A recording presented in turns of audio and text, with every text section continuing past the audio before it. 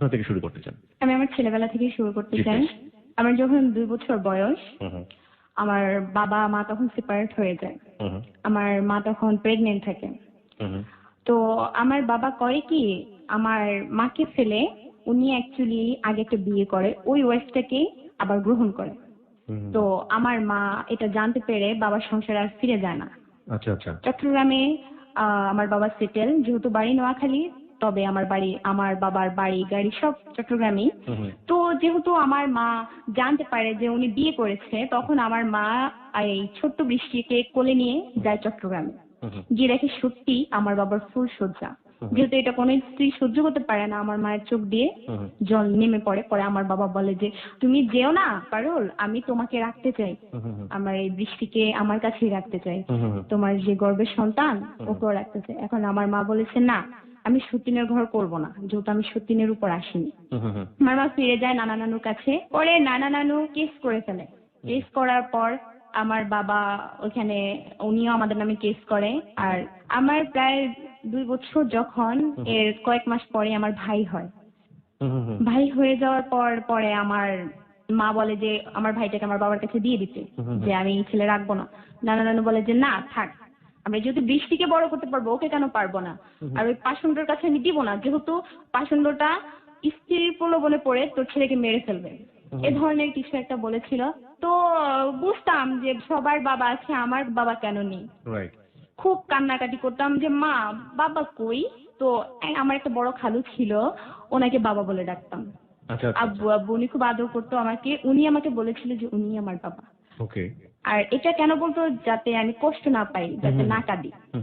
পরে একদিন আমি যখন খুব ছোট, 4 বছর হয়ে যায়, মা উঠানে দাঁড়িয়ে আছে, ঝাড়ু দিচ্ছে। এখন আমি আমার মাকে বলতেছি, মা চারিদিকে দেখতেছি সবার বাবা, খুব হই হুল্লো, ঈদের টাইম, মানে বাবা এসেছে জামা কাপড় নিয়ে, বাট আমার বাবা কই, আমার বাবা আসেনি কেন। মাকে জিজ্ঞেস করছি, মা আমাকে ধরে খুব চিৎকার, কান্নাকাটি, কি ব্যাপার মা কাঁদতেছে কেন। অবাক হয়ে তাকিয়েছিলাম, কেন মা কাঁদতেছে এটা বুঝতেই পারছি না। মা কেন, মাকে কিছু জিজ্ঞেস করবো যে ওই প্রশ্ন বলার সেই জ্ঞানটা আমার ছিল না। কত বছর বয়সে এটা আপনার? এটা 4 বছর বয়স। 4 বছর বয়সে। যখন আমার 5 বছর বয়স, তখন আমার মা আমাকে একদিন কোর্টে নিয়ে যায়। কোর্টে? হ্যাঁ, তখন আমি জানতে পারি যে আমার বাবা মা সেপারেট। আচ্ছা ঠিক আছে। পরে যখন আমরা কোর্টে যাই, গিয়ে দেখি বারান্দায়, আমি তো ছোট, এত পরিমাণ দুষ্টামি করতাম, মা খুব মারতো আমাকে, খুব আদরও করতো, মারতো প্রচুর। এখন আমি কি করেছি, চুরি করে বারান্দায় চলে যাই কোর্টে। গিয়ে দেখি একটা লোক দাঁড়িয়ে আছে, অবিকল আমার মতো চেহারা। এখন আমি দেখে, আমি তো অবাক দৃষ্টিতে তাকিয়েছি লোকটার দিকে। মা বলতেছে, বৃষ্টি তুই এখানে কি করিস। মাকে বলছি যে মা এই লোকটা কে। মা বলতেছে কে জানিস। আমি বলতেছি কে। বলতেছে উনি তোর বাবা। আমি তো খুশিতে আত্মহারা যে বাবার কাছে যাব, এত বছর পর, 5টা বছর পর বাবা ছোঁয়া নিব। আমি দৌড়ে যাওয়ার চেষ্টা করি, বাট মা আমার হাতটা ধরে ফেলে যে না, লোকটা তোমাকে নিয়ে যাবে, আম্মুর কাছে আর কখনো আসতে দেবে না, তুমি কাকে মা বলে ডাকবা। তখন মায়ের আঁচলের তলে লুকিয়ে যায়, না লোকটা ভালো না, ও আমাকে নিয়ে যাবে, এটা বুঝতে পারি। তো কেসে যথারীতি কেস চললো, আমরা জিতলাম। মার কাবিননামার টাকাটা উনি দিয়ে দিল, 1,80,000 টাকা। তো দিয়ে দেওয়ার পর এমন একটা কমিটমেন্ট হয়েছিল যে ওনার ছেলে মেয়ে যখন 18 বছর হবে তখন উনি নিতে পারবেন, এর আগে না।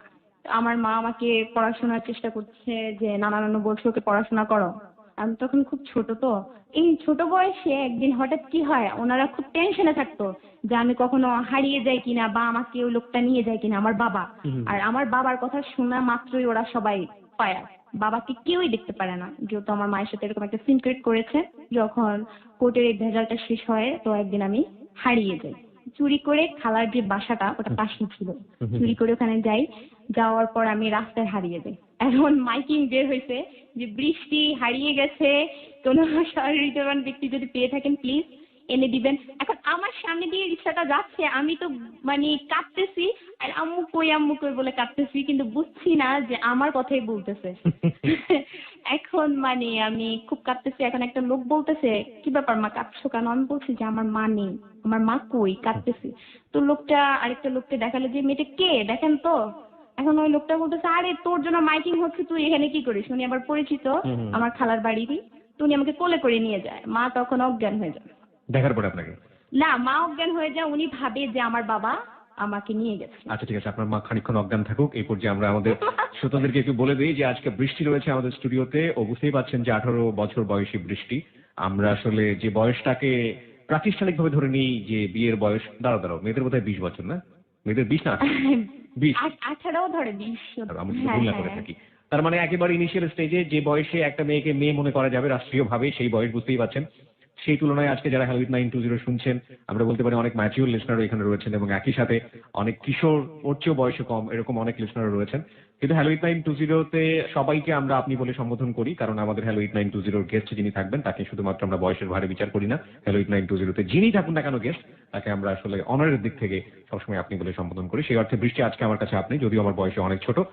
আমরা আপনাকে বলছি যেটা হচ্ছে যে বৃষ্টিকে নিয়ে একটি রেডিও স্ট্যাটাস আমাদের ফেসবুকে দেওয়া আছে, আপনি চাইলে ওখানে গিয়ে কমেন্টস করতে পারেন, প্রশ্ন করতে পারেন। আমাদের ফেসবুকের ঠিকানা একটু আগে বলেছি, facebook.com/hello8920। আমি বলছি আবারও facebook.com/hello8920। ওখানে যাবেন, যাওয়ার পরে আপনি লাইক দেওয়ার সঙ্গে সঙ্গে আপনি হ্যালো 8920 মেম্বার হয়ে যাবেন।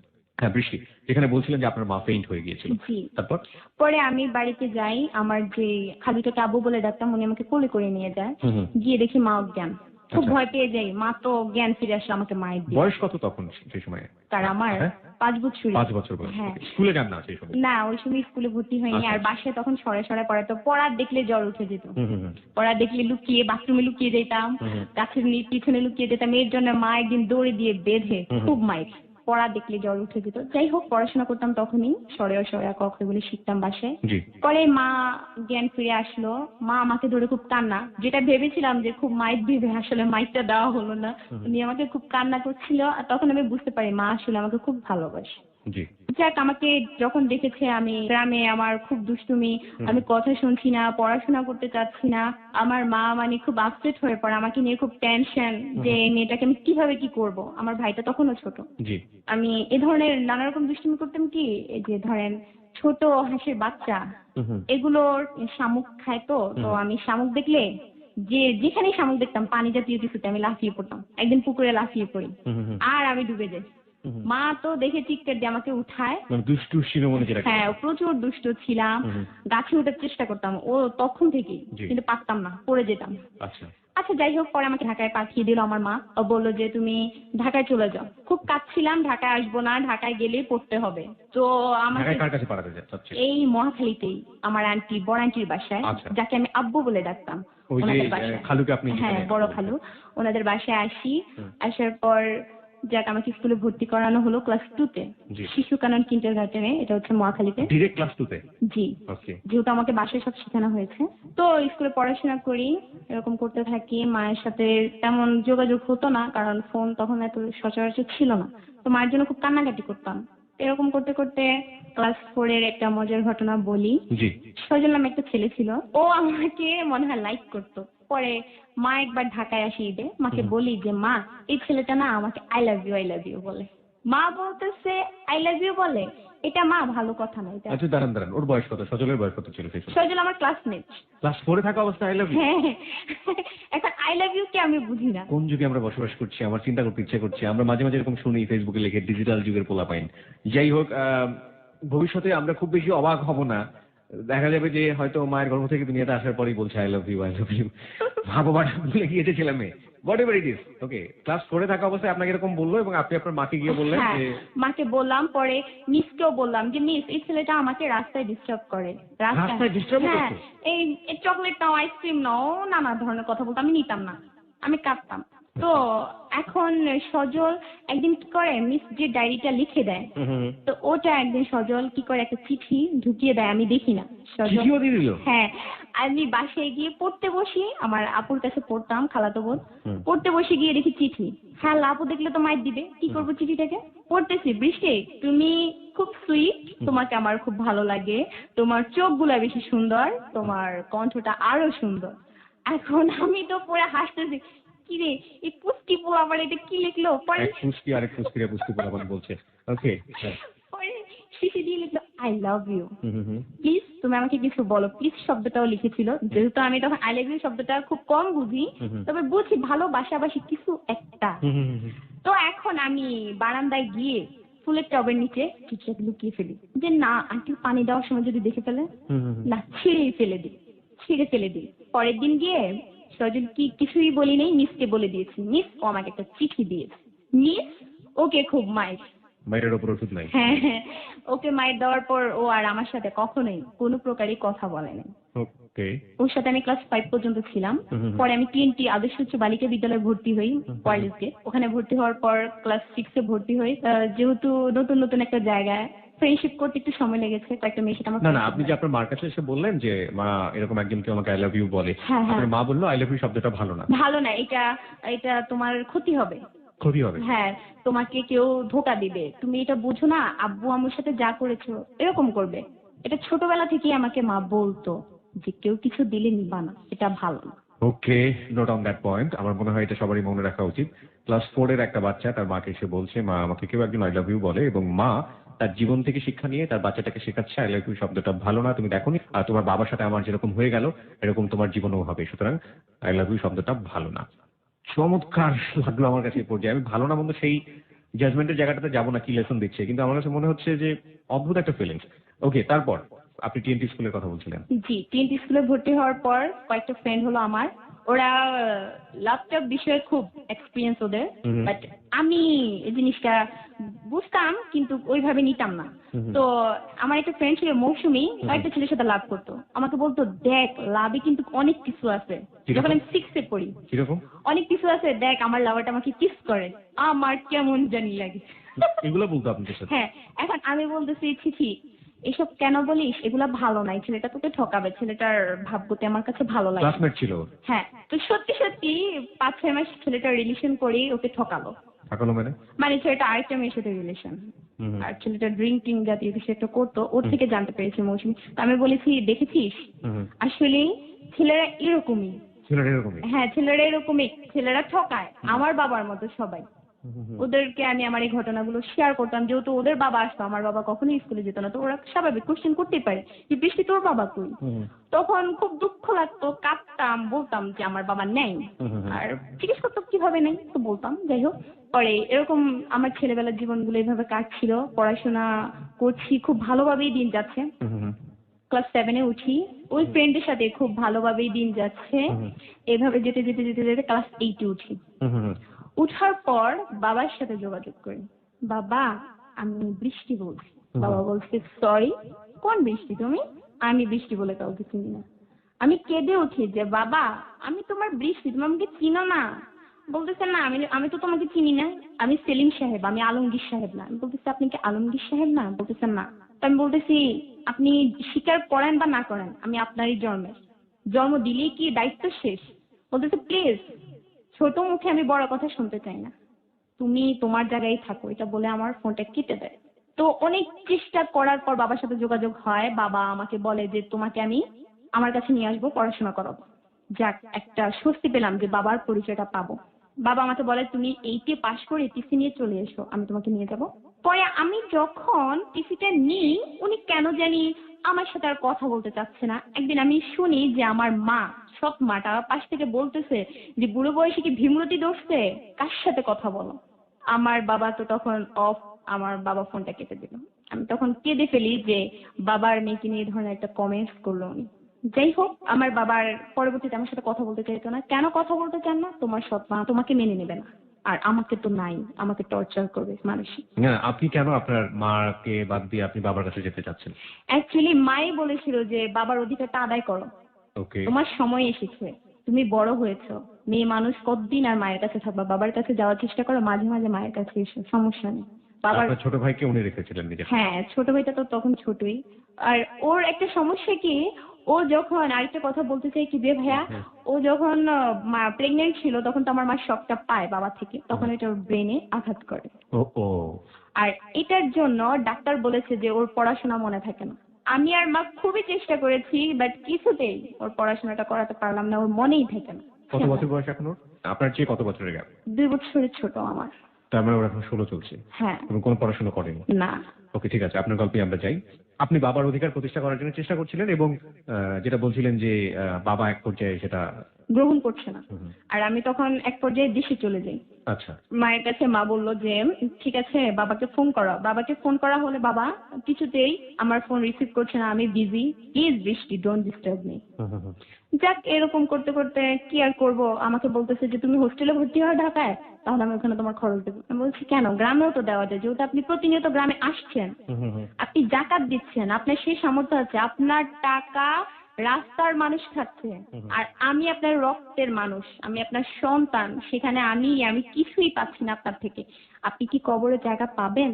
বলতেছে সে ছোট্ট 2 বছরের বৃষ্টি এত পাকনা পাকনা কথা বলে, তার মানে এগুলো শেখানোর কথা। মানে আপনার মা আপনাকে শিখিয়ে দিয়েছে। হ্যাঁ, আমি বলতেছি না মা কেন শিখাবে, আমি বলতে জানি না। তো আমি বলছি বাবা তুমি আমাকে নিয়ে যাও না। হুম, হুম। না আমি তোমাকে নিতে পারবো না, শুধু একটা কথাই মনে রাখো, যখন আমি মরে যাব, মরে যাওয়ার আগে তোমাদের সবাইকে ভাগটা ঠিক মতো দিয়ে যাবো সম্পত্তি। হুম, হুম, হুম। অগাধ সম্পত্তি আমার বাবার, চট্টগ্রামের বিশাল প্রভাবশালী একটা ব্যক্তি। কি করেন উনি? আপনি যদি না বলতে চান আপনার বাবার নাম আমি জানতে চাইবো না। আপনি বলছেন অগাধ সম্পত্তি, আমাদেরও লোভ হচ্ছে জানার জন্য। কারণ স্বভাবতই যারা আমার মতো গরিব মানুষ তারা বড় লোকের কথা শুনলে একটু জানতে চান কি পরিমাণ প্রপার্টি থাকে। অ্যাকচুয়ালি সে ধরনের বড় লোক না, ওনার আসলে গাড়ি আছে, বাড়ি আছে। হ্যাঁ। আর ওনার যে ওয়াইফ, বর্তমানে ওনার নামে অলরেডি একটা বাড়ি করা হয়ে গেছে, যেখানে সেটা- আমরাই কিছুই পাচ্ছি না। হ্যাঁ, ওকে। আর ওনার জাকাত অলরেডি দিচ্ছে, হুম, হুম, হুম। আর কোরবানিতে 2-3টা গরু তো আছেই। হুম, হুম, হুম। আর ওনার গ্রামেও প্রচুর অগাধ সম্পত্তি। ওইটা কি ওনার ওয়াইফের কাছ থেকে পাওয়া নাকি ওনার না, ওনার নিজেরই গড়া, সব নিজের বাবার, সব মিলিয়ে। মানে ওই ঘরে কি ওনার কোনো ছেলে মেয়ে আছে? 6টা ছেলে মেয়ে। ওই ঘরে 6টা ছেলে মেয়ে? জি, সবগুলোই আমার ভাইয়ের ছোট। ওকে, কুল। ফ্যামিলি প্ল্যানিং বলে একটা ব্যাপার আছে, সেটা আপনার বাবাকেও বলছি এবং একই সাথে যারা শুনছেন তারাও মনে রাখবেন, বাংলাদেশ সরকারের একটা নিয়ম কিন্তু আছে।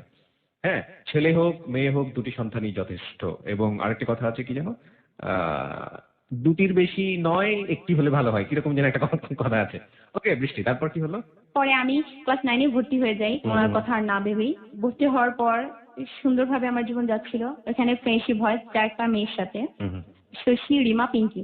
খুব মজা করতাম আমরা। এখন ক্লাস 9-এ আরেকটা লাভ লেটার আসে আমার। ওকে, মাঝখানে লম্বা একটা গ্যাপ, হ্যাঁ, 5 বছরের। ক্লাস 9-এ যখন একটা লাভ লেটার আসে, কি করবো এটাকে, মা তো দেখবে। হুম, হুম, হুম। বাগানে, সুপারি বাগানে যাই, হুম, হুম। মাটির নিচে এটাকে লুকায় ফেলি। ওকে। পরে আর চিঠিটা পরের দিন কেন জানি পাই না, হুম, হুম। কই গেল, একটু হালকা করেই লুকাই। চিঠিটা আর পড়া হলো না। এখন আমার ফ্রেন্ড বলতেছে কি ব্যাপার, সৈকত তোকে কি লিখেছে? সৈকত লিখেছে? হ্যাঁ, আচ্ছা। সৈকত লিখেছিল। আমি বলি দেখ, একটা আনস্মার্ট ছেলে যাকে আমার ভালোই লাগে না, আমি কি পড়বো, চিঠিটা আমি পড়িনি। হুম, হুম। আর আমি মায়ের হয়ে এটা লুকিয়ে রাখছি, পরের দিন সকালে গেলাম পাইনি। হুম, হুম, হুম। এখন বলতেছে মনে হয় কাকে টাকে নিয়ে গেছে। এখন যাই হোক, আর পরে আমি এই ল্যাপটপ আসলে খুবই লাইক করতাম না, আমার ভাল লাগতো না, আমার কেন জানি ভয় হতো, এই বুঝি আমার সাথে প্রতারণা করবে, এই বুঝি তার মনে একটা খারাপ চিন্তা মানে এটা এটা ওই আপনার। মায়ের কাছ থেকে শিখা। হুম, হুম, হুম। কিন্তু একটা সময় যখন আমরা নিউ টেনে উঠি, তখন আমাদের জীবনে খুব ঝড়ো হাওয়া ভাবে প্রেম আসতে থাকে, হুম, হুম, হুম। খুব অতি বেগেই আসছে আসছে আসছেই, কোনো থামাথামি নেই। ওকে। তো 360 কিলোমিটার বেগে।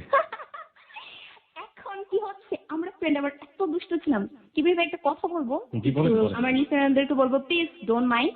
অ্যাকচুয়ালি কিছু ছেলে আছে দেখতে অত বেশি ভালো না, হুম। যাদেরকে দেখলে আমরা কি অ্যাকচুয়ালি আমি করতাম। পাশকাঠি দিতেন হ্যাঁ, লাইক মি।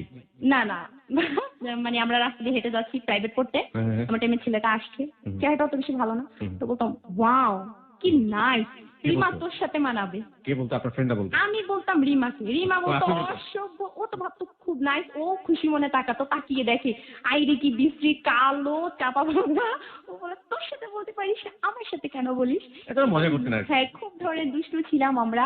তো আর কোনো নাইস ছেলে দেখতে বলতাম ও সো সুইট। সবসময় সুন্দর ছেলের প্রতি, যেমন উজ্জ্বল শ্যামলা একটা লম্বা ছেলে, আমরা সব ফ্রেন্ডরা পছন্দ করতাম, সুন্দর ছেলে, একদম ফর্সা ছেলে চয়েস করতাম না। কেন ভাই? এটা করতাম না কারণ সবসময় একটা ধারণা ছিল কি, আমরা শ্যামলা, আমরা সব ফ্রেন্ডই শ্যামলার মধ্যে, ও যদি আমার থেকে ফর্সা হয়, ও সবসময় আমাকে বলবে যে আমি ফর্সা তুমি কালো, এ ধরনের একটা থাকবে আমাদের মধ্যে।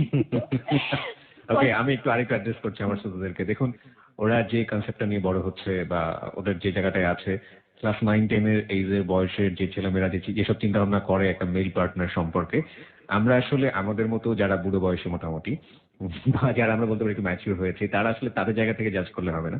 ওদের গল্পটা বুঝতে হবে ওদের সময় দিয়ে, ওদের মতো করে বুঝতে হবে। ওরা যেটা বলছে সেটা একটু মনোযোগ দিয়ে শুনুন। ওকে বৃষ্টি, তারপর? তারপর এরকম করতে করতে আমার ফ্রেন্ডরা বলতেছে যে বৃষ্টি স্কুলে তো অনেক নাচ গান হয়, তুই তো ভালো নাচতে জানিস, একটু নাচ গান করবি? হ্যাঁ, খুব ভালো নাচতে জানি, যেহেতু আমি মোটা তারপরেও খুব ভালো নাচি। অত্যন্ত দুঃখিত যে রেডিওতে নাচ দেখানো যায় না, নইলে আপনাদেরকে আমরা দেখিয়ে দিতাম। তো আমি, আমার একজন প্রাইভেট টিউটর ছিল, উনি খুব ভালো নাচ শেখাতো মেয়েদের ছেলেদের, আর উনি এটা একটা শো করতো যেটা টিভিতে হয়। উনি প্রতি শুক্রবার আমাদেরকে পড়ার মাঝে আনন্দ দিত, ম্যাথ টিচার আমাদের।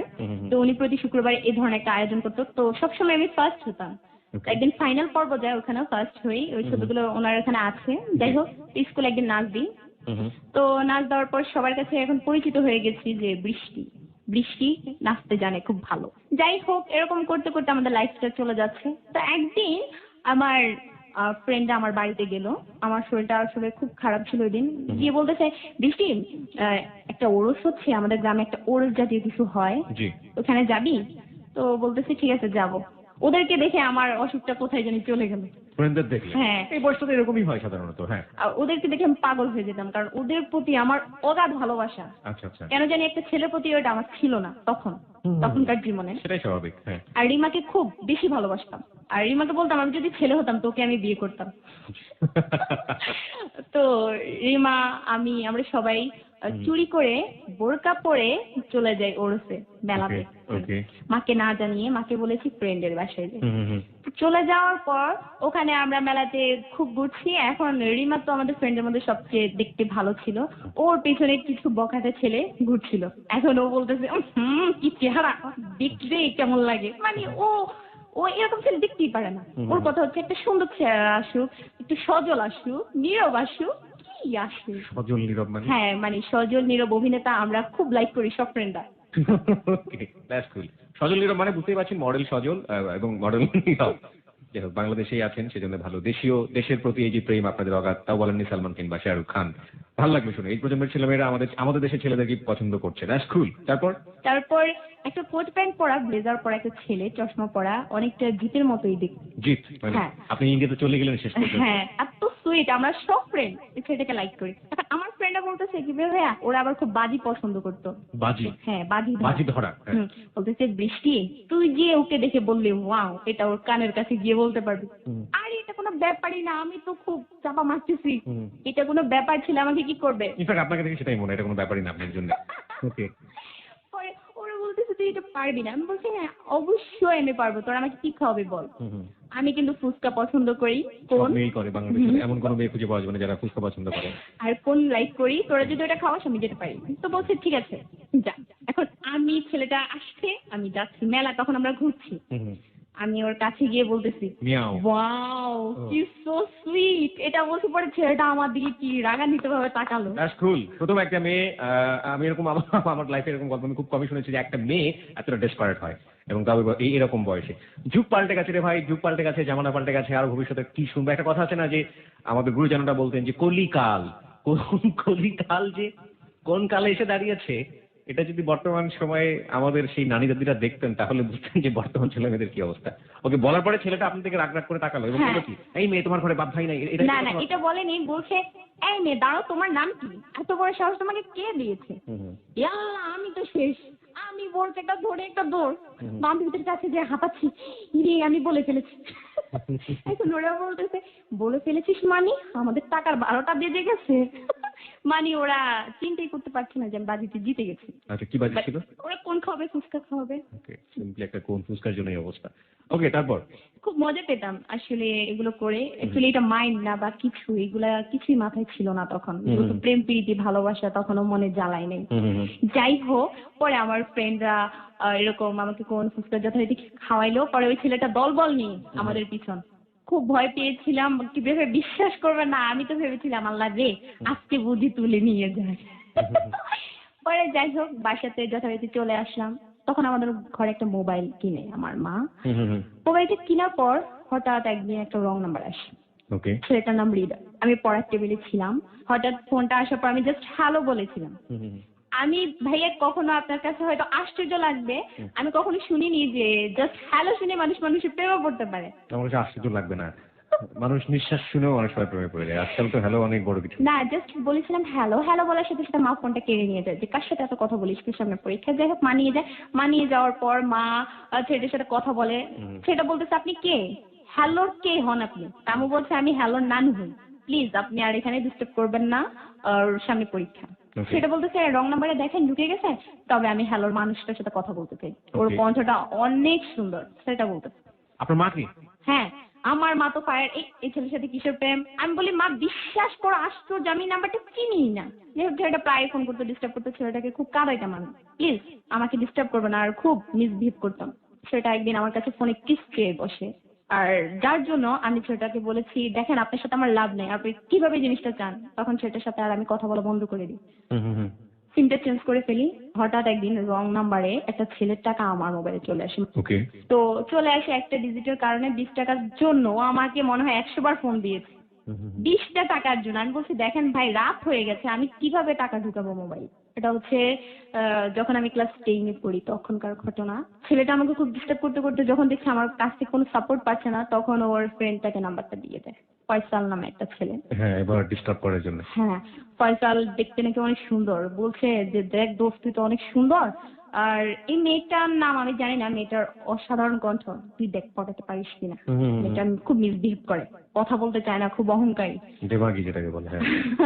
না অ্যাকচুয়ালি একটু বলতাম যে আপনি এখন ডিস্টার্ব করেন কেন, এইটা নাকি খুব মিসবিহেভ। যাই হোক পরে ফয়সাল এরকম লাভের ব্যাপারটা শুরু করে দেয়, আমি তোমার সাথে লাভ করবো। ঘুরে ফিরে সব ছেলে লাভ করতে চায় আর কি। হ্যাঁ, তখন আমি ঘুরে ফিরে একটা কথাই বলি, সবাই এক, সবাই প্রতারক, সবাই ঠকাবে। সব ছেলেই আপনার এরকম, প্রথমে ফুলের গন্ধ দেখে আসেন, যখন মধু ফুরিয়ে যায় তখন মৌমাছির মতো উড়ে যান। ফয়সালকে বলেছিলাম। ওকে। ফয়সাল বলেছে আচ্ছা তোমার কি মনে করো যে কোনো ছেলে তোমাকে লাভ করছে, তুমি ও যদি তোমার কাছ থেকে যেতে চায় তুমি কি বলবে? আমি বলেছি যে যেতে চায় তাকে যেতে দাও, যে আসতে চায় তাকে গ্রহণ করো। ফয়সাল তো অবাক, এ ধরনের একটা কথা বলেছিলাম আমি। পরে যাই হোক ফয়সালের সাথে একটু একটু আমি উইক ছিলাম, বাট ওভাবে হয়নি, যেহেতু আমি ওকে দেখিনি, আর না দেখা ছাড়া আমি কোনো ছেলের প্রতি ইয়ে ছিলাম না, বিশেষই ছিলাম না। এখানে একটা কথা বলতে চাই ভাইয়া, অ্যাকচুয়ালি রং নাম্বার জিনিসটা আমি ঘৃণা করতাম কেন, রং নাম্বারে প্রেম করে দেখা যায় যে ছেলে মনের মতো হয় না বা মেয়েও মনের মতো হয় না। আমার ফ্রেন্ড রিমা ঠকেছিল। ওকে। রিমা এরকম একটা ছেলের সাথে লাভ করেছিল, ও বলেছিল আমি ও কাজ সুন্দর, বাট যেদিন দেখা করি ওই দিন রিমারও মাথার পেন উঠে যায়, আমার তো উঠেই। আমি বলতেছি, রিমা বলতেছে বৃষ্টি তুই আমাকে ধর, আমি বলতেছি রিমা তুই আমাকে ধর, আমি তোকে কি ধরবো। দুজন গলাগুলি ধরে বাসায় ফিরলেন। বাসায় ফিরিনি, আমি বলেছি যেহেতু এসেছি খেয়েই যে রেস্টুরেন্টে, তারপরে ছেলেটার কাছ থেকে খেতে বাসায় ফিরে আসি। বাহ। বাট আজও ওই ছেলেটা ওকে হুমকি ধামকির উপরে রেখেছে। ভালোবাসা দিবি কিনা বল। না হলে তোকেই করবো, সেই করবো এখনো। তো ওর থেকেই শিক্ষাটা আমি পাই। আর আমি ফয়সালকে বলতাম আমি দেখতে ভাই অত সুন্দর না, আপনার চয়েস হবে না। সুন্দর কি দিয়ে কি দরকার, আমি তোমার কথার প্রেমে পড়েছি, আমার তোমাকে দরকার।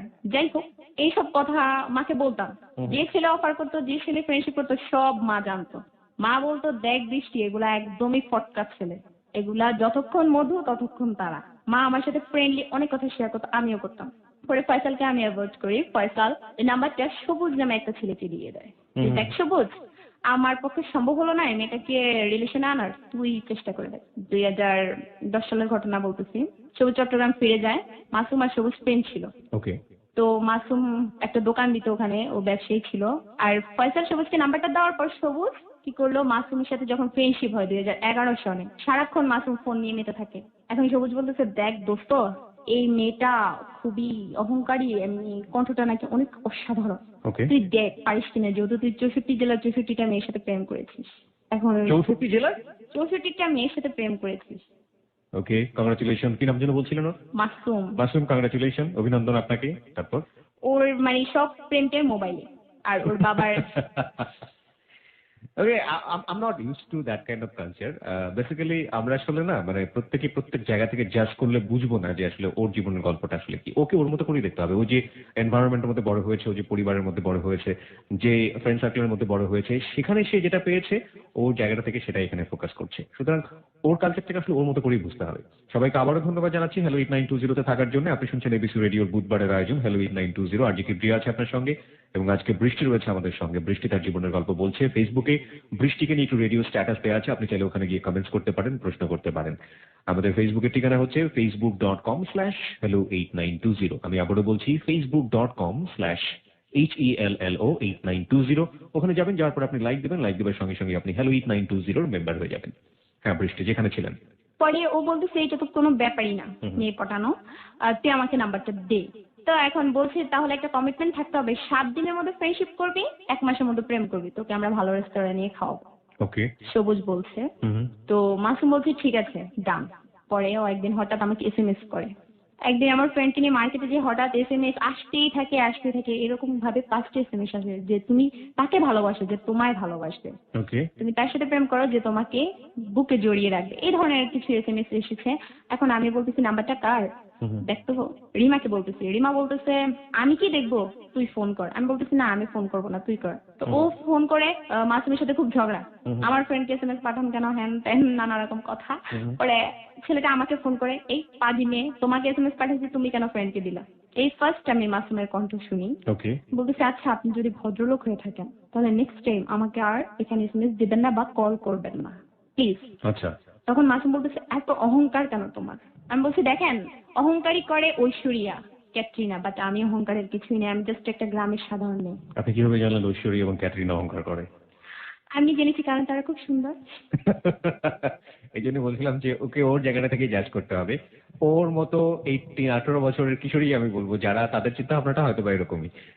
এই জন্য আমাদের মতো যারা অ্যাডাল্ট রয়েছেন তারা আসলে তাদের জায়গা থেকে জাজ করলে হবে না, ওকে ওর মতো করে বুঝতে হবে। ওর 18 বছরের বিবেক যেটা বলছে ও সেটাই আমাদের এখানে বলছে, এবং আমরা মনে করি হ্যালো 8920 সবার জন্য প্ল্যাটফর্ম। ওর গল্পটা আমরা ওর মতো করে জাজ করি। ঠিক আছে, তারপর? পরে যখন ও আমার সাথে কথা বলছে আমি ওর সাথে কিছুতেই কথা বলতে চাচ্ছি না, ও রাতে এখন অন্য নাম্বার থেকে আমাকে ট্রাই করছে। আমি তো খুব বিরক্ত, আমাকে ঘুমাতেও দিচ্ছে না। বলছে আচ্ছা ঠিক আছে ভাই আপনার নামটা বলেন। ও বলে ওর নাম মাসুম, ওরা নারায়ণগঞ্জে থাকে, ও একটা জব করে প্লাস ও পড়াশোনা করে। পড়াশোনা কতটুকু করেছেন সময় আসুক বলবো। ওকে। আর এই জিনিসটা ও প্রতিনিয়ত এড়িয়ে যেত, পড়াশোনার জিনিসটা। ওকে। আর ও খুব সুন্দর সুন্দর এসএমএস পাঠাইতো, তো আমিও পাঠাইতাম। আপনিও পাঠানো শুরু করলেন? হ্যাঁ, আর এটা পাঠাতাম কখন, যখন আমার সাথে ফ্রেন্ডশিপ হয়। ফ্রেন্ডশিপটা হলো কিভাবে? মানে আপনি তো পাত্তা দিচ্ছিলেন না, তারপরে ও আপনার ফ্রেন্ডশিপটা হলো কিভাবে, আমার চিন্তা ভাবনা জাগলো, আমার ফ্রেন্ডদের সাথে তো আমি সবকিছু শেয়ার করি। এই জিনিসটা কেন জানি আমি মাকে বলিনি, সব ছেলের কথা বলেছি বাট মাসুমের কথাটা আমি বলিনি। ফ্রেন্ডদেরকে বলি যে দেখ এই নাম্বারটা আমাকে ডিস্টার্ব করে, এখন কি করবো। তো বলতেছে সময় তো কাটে না, কি আর করবি, আমাদের তো লাভার টাবার জুটে গেছে, তোর তো কেউই জুটলো না, তুই ইয়ে কর, সেটার সাথে কথা বল, সময় কাটা। মানে আপনার ফ্রেন্ডের দ্বারা আপনি ইন্সপায়ার হলেন? হ্যাঁ, বলতেছে কথা বলতে থাক, কি আর হবে, ফোনের রং নাম্বার আর কি হবে, কলেজে ভর্তি হলে ছেড়ে দিস। যাক জীবনে একটা পাইলাম, দেখি কি হয়, ফ্রেন্ডশিপই করি, সময়টা কাটুক। ওকে। তো সময় কাটার মতো কিছুই ছিল না, ফোনে কথা বলতে বলতে কেমন যেন একটা মজা লেগে গেল। ওকে। ফোন জিনিসটা এখন আর আমি ছাড়তেই পারছি না, সারাক্ষণই কানে ফোন। তো একদম জুনের 1 তারিখে আমাকে 2011 সালে ফার্স্ট ফোন করে, আর জুনের 7 তারিখের মধ্যে ও আমাকে আমার সাথে ফ্রেন্ডশিপ করে। ও ফ্রেন্ডশিপ করতেই হবে, না করলে ওর বাজিটা দিতে হবে না, আর আমি তো ওটা জানি না, আমি করে ফেলি, যাক আমার সময়টা কাটুক। ওকে। আমরা একটা জিনিস যেটা দেখছিলাম ওর গল্পে, সেটা হচ্ছে এক ধরনের সারল্যপনা, এক ধরনের কিশোরী। ও তো কিশোরী, 18 বছর হয়েছে মাত্র, তার আগের সময়ের গল্প বলছে, এবং সেখানে ফ্রেন্ডরাই আসলে পুরো দুনিয়াটা জুড়ে থাকে একটা মানুষের, একটা বন্ধুর। এবং একই সাথে ও যে ফ্যামিলিতে বড় হয়েছে, যে ফ্যামিলি স্ট্রাকচারের মধ্যে বড় হয়েছে, সেখানে কিন্তু কোম্পানি দেবার মতো বা সময় দেবার মতো কেউ কিন্তু ছিল না, কারণ ওর মা কাজ নিয়ে ব্যস্ত থাকতো। ওরা একটা ব্রোকেন ফ্যামিলিতে বড় হয়েছে, এবং যেরকম একটা পরিবেশে টিপিক্যাল মিডল ক্লাস আমরা বলতে পারি, ওরকম একটি পরিবেশ ও বড় হচ্ছে বৃষ্টি। এবং ওর জীবনে স্বভাবতই বিভিন্ন রকমের ওর বয়সী অনেক ছেলে আসছে, এবং সেটা ফোনের মাধ্যমে হোক বা যে কোনো ভাবেই হোক না কেন, সেগুলোকে সে পাত্তা দিত না, এবং এগুলো নিয়ে অনেক সময় ফ্রেন্ডরা মিলে মজা করতো। কিন্তু একটা সময় দেখলাম যে যেই ওয়েতেই আসছিল ছেলেরা, সেই জায়গাতে একটা ছেলে এসে ওকে নক করলো, এবং যার সাথে সে ফ্রেন্ডশিপ করে ফেললো। এর পরের জীবনটা কি, এর পরের জায়গাটা কি, বা এর পরের ব্যাপারটা কি ঘটেছে, সেটা আমরা জানবো বিরতির গল্প ফিরবো। বৃষ্টি, আমরা যেখানে ছিলাম যে 1 সপ্তাহের মধ্যে সে আপনার বন্ধু হয়ে গেল।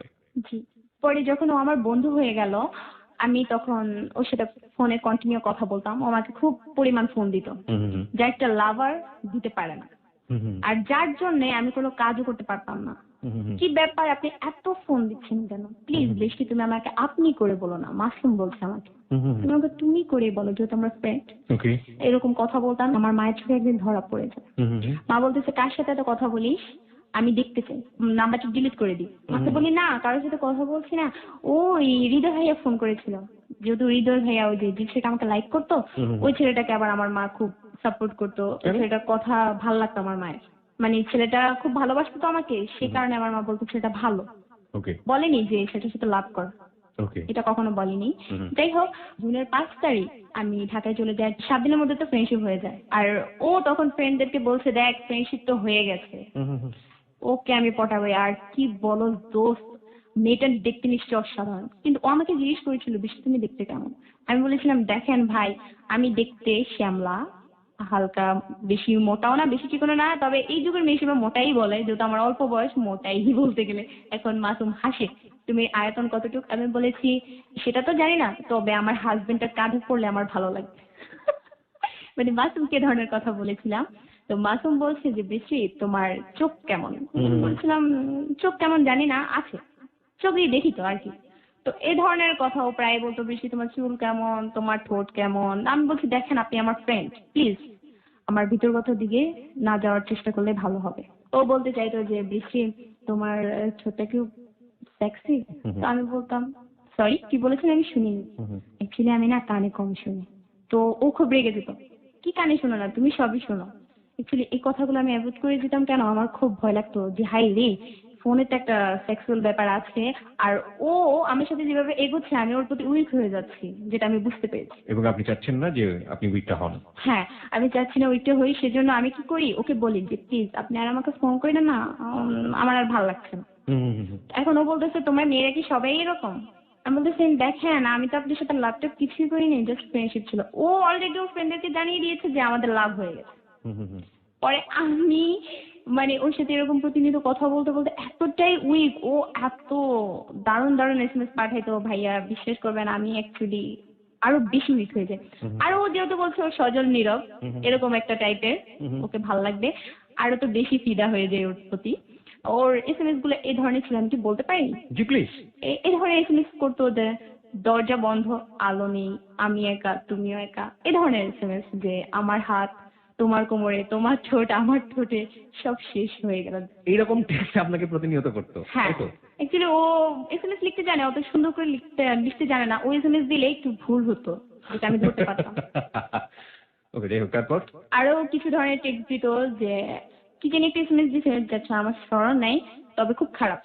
মানে আপনি বলতে চাচ্ছেন যে মোরাললেস শারীরিক হ্যাঁ, ব্যাপার। এই ধরনের একটা এসএমএস দিয়েছিল, যা আমি মানে দেখে খুব খারাপ লেগেছিল, যে ছেলেটা ভালো না।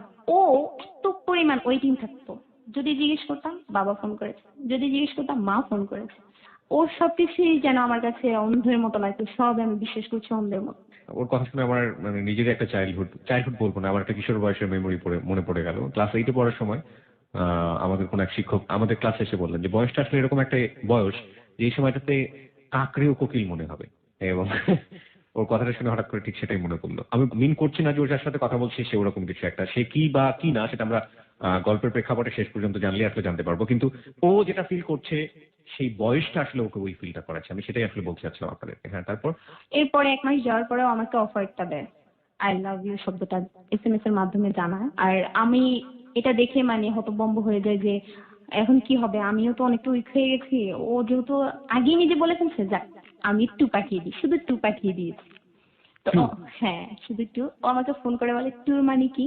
আমি বলছি টুর মানে কি, টুর মানে 3। তো বলতেছে এর মানে কি।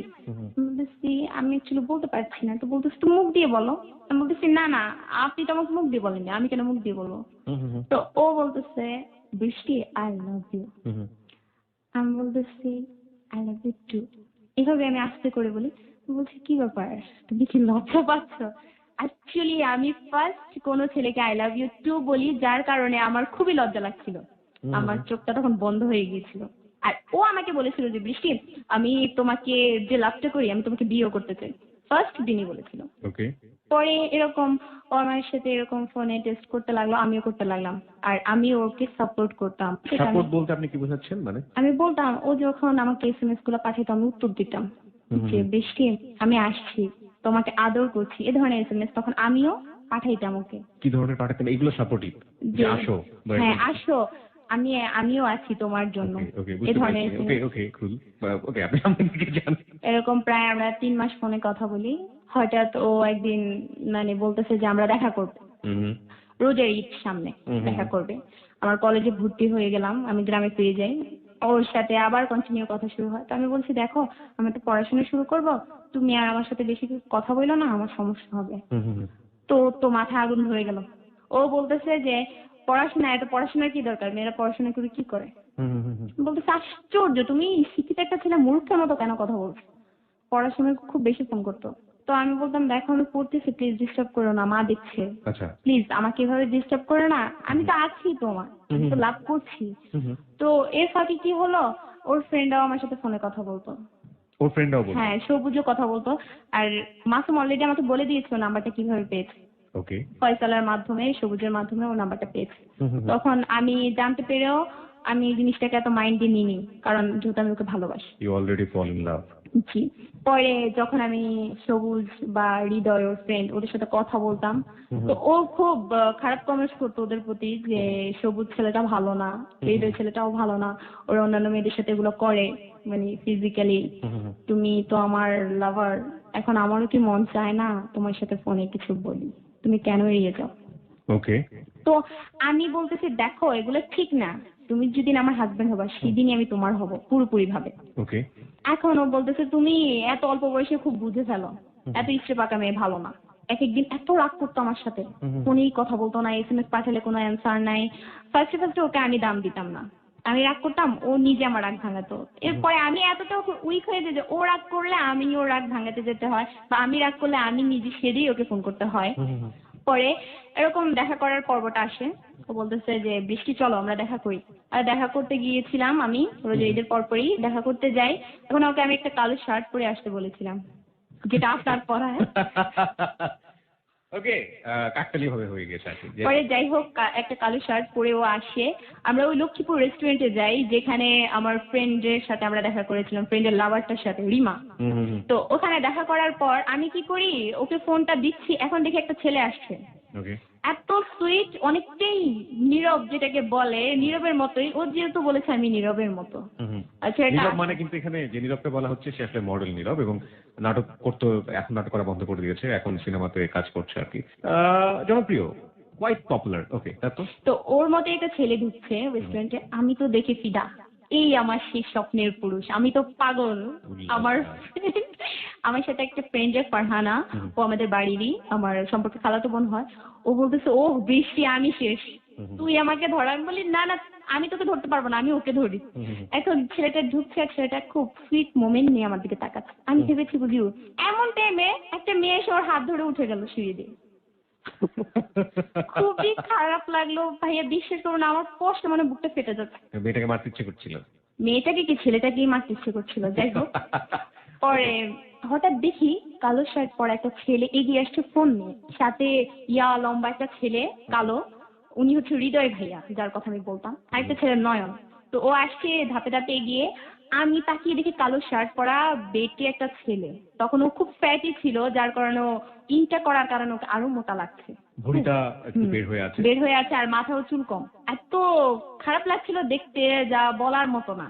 আমি তো দেখে আমার চোখ দিয়ে তখন অনবরত পানি পড়ছে, মোবাইল আগে দেখে ফেললেন না? ও এসে কিভাবে বুঝলেন যে ওই ছেলেটাই? ও কি করলো? আমি দূর থেকে দেখে বুঝে ফেলছি, যে দূর থেকে বলতে কি ও আমার একটু অনেকটা কাছেই চলে আসে, যখন আমি রেস্টুরেন্টের সামনে থাকি তখন ও বলছে হ্যাঁ বৃষ্টি তুমি কোথায়। ও ফোনে বলছে? হ্যাঁ। আমি তখন সাইড থেকে শুনে আমার চোখ দিয়ে পানি পড়ে গেল, যে এভাবে ঠকাইলো আমারে। বলেছে হচ্ছে দেখতে সজলের মতো। হ্যাঁ, সজলের মতো, নির্মল মতো, দেখতে হচ্ছে কুমড়ো পটাশ। যাক, দেখে খুব কষ্ট পেলাম। ফারহানাকে বলছি দেখ আমি কিছুতেই দেখা করবো না, আমি চলে যাই। ফারহানা আমার হাত চেপে ধরলো, যেভাবে আমি রিমার হাত চেপে ধরেছিলাম যে না আজকে খেয়েই যাবো। ফারহানা এরকম বলতেছে আজকে খেয়ে যাবো না, আমার ছেলেটাকে চয়েস হয়েছে, তুই না করলে আমি করবো।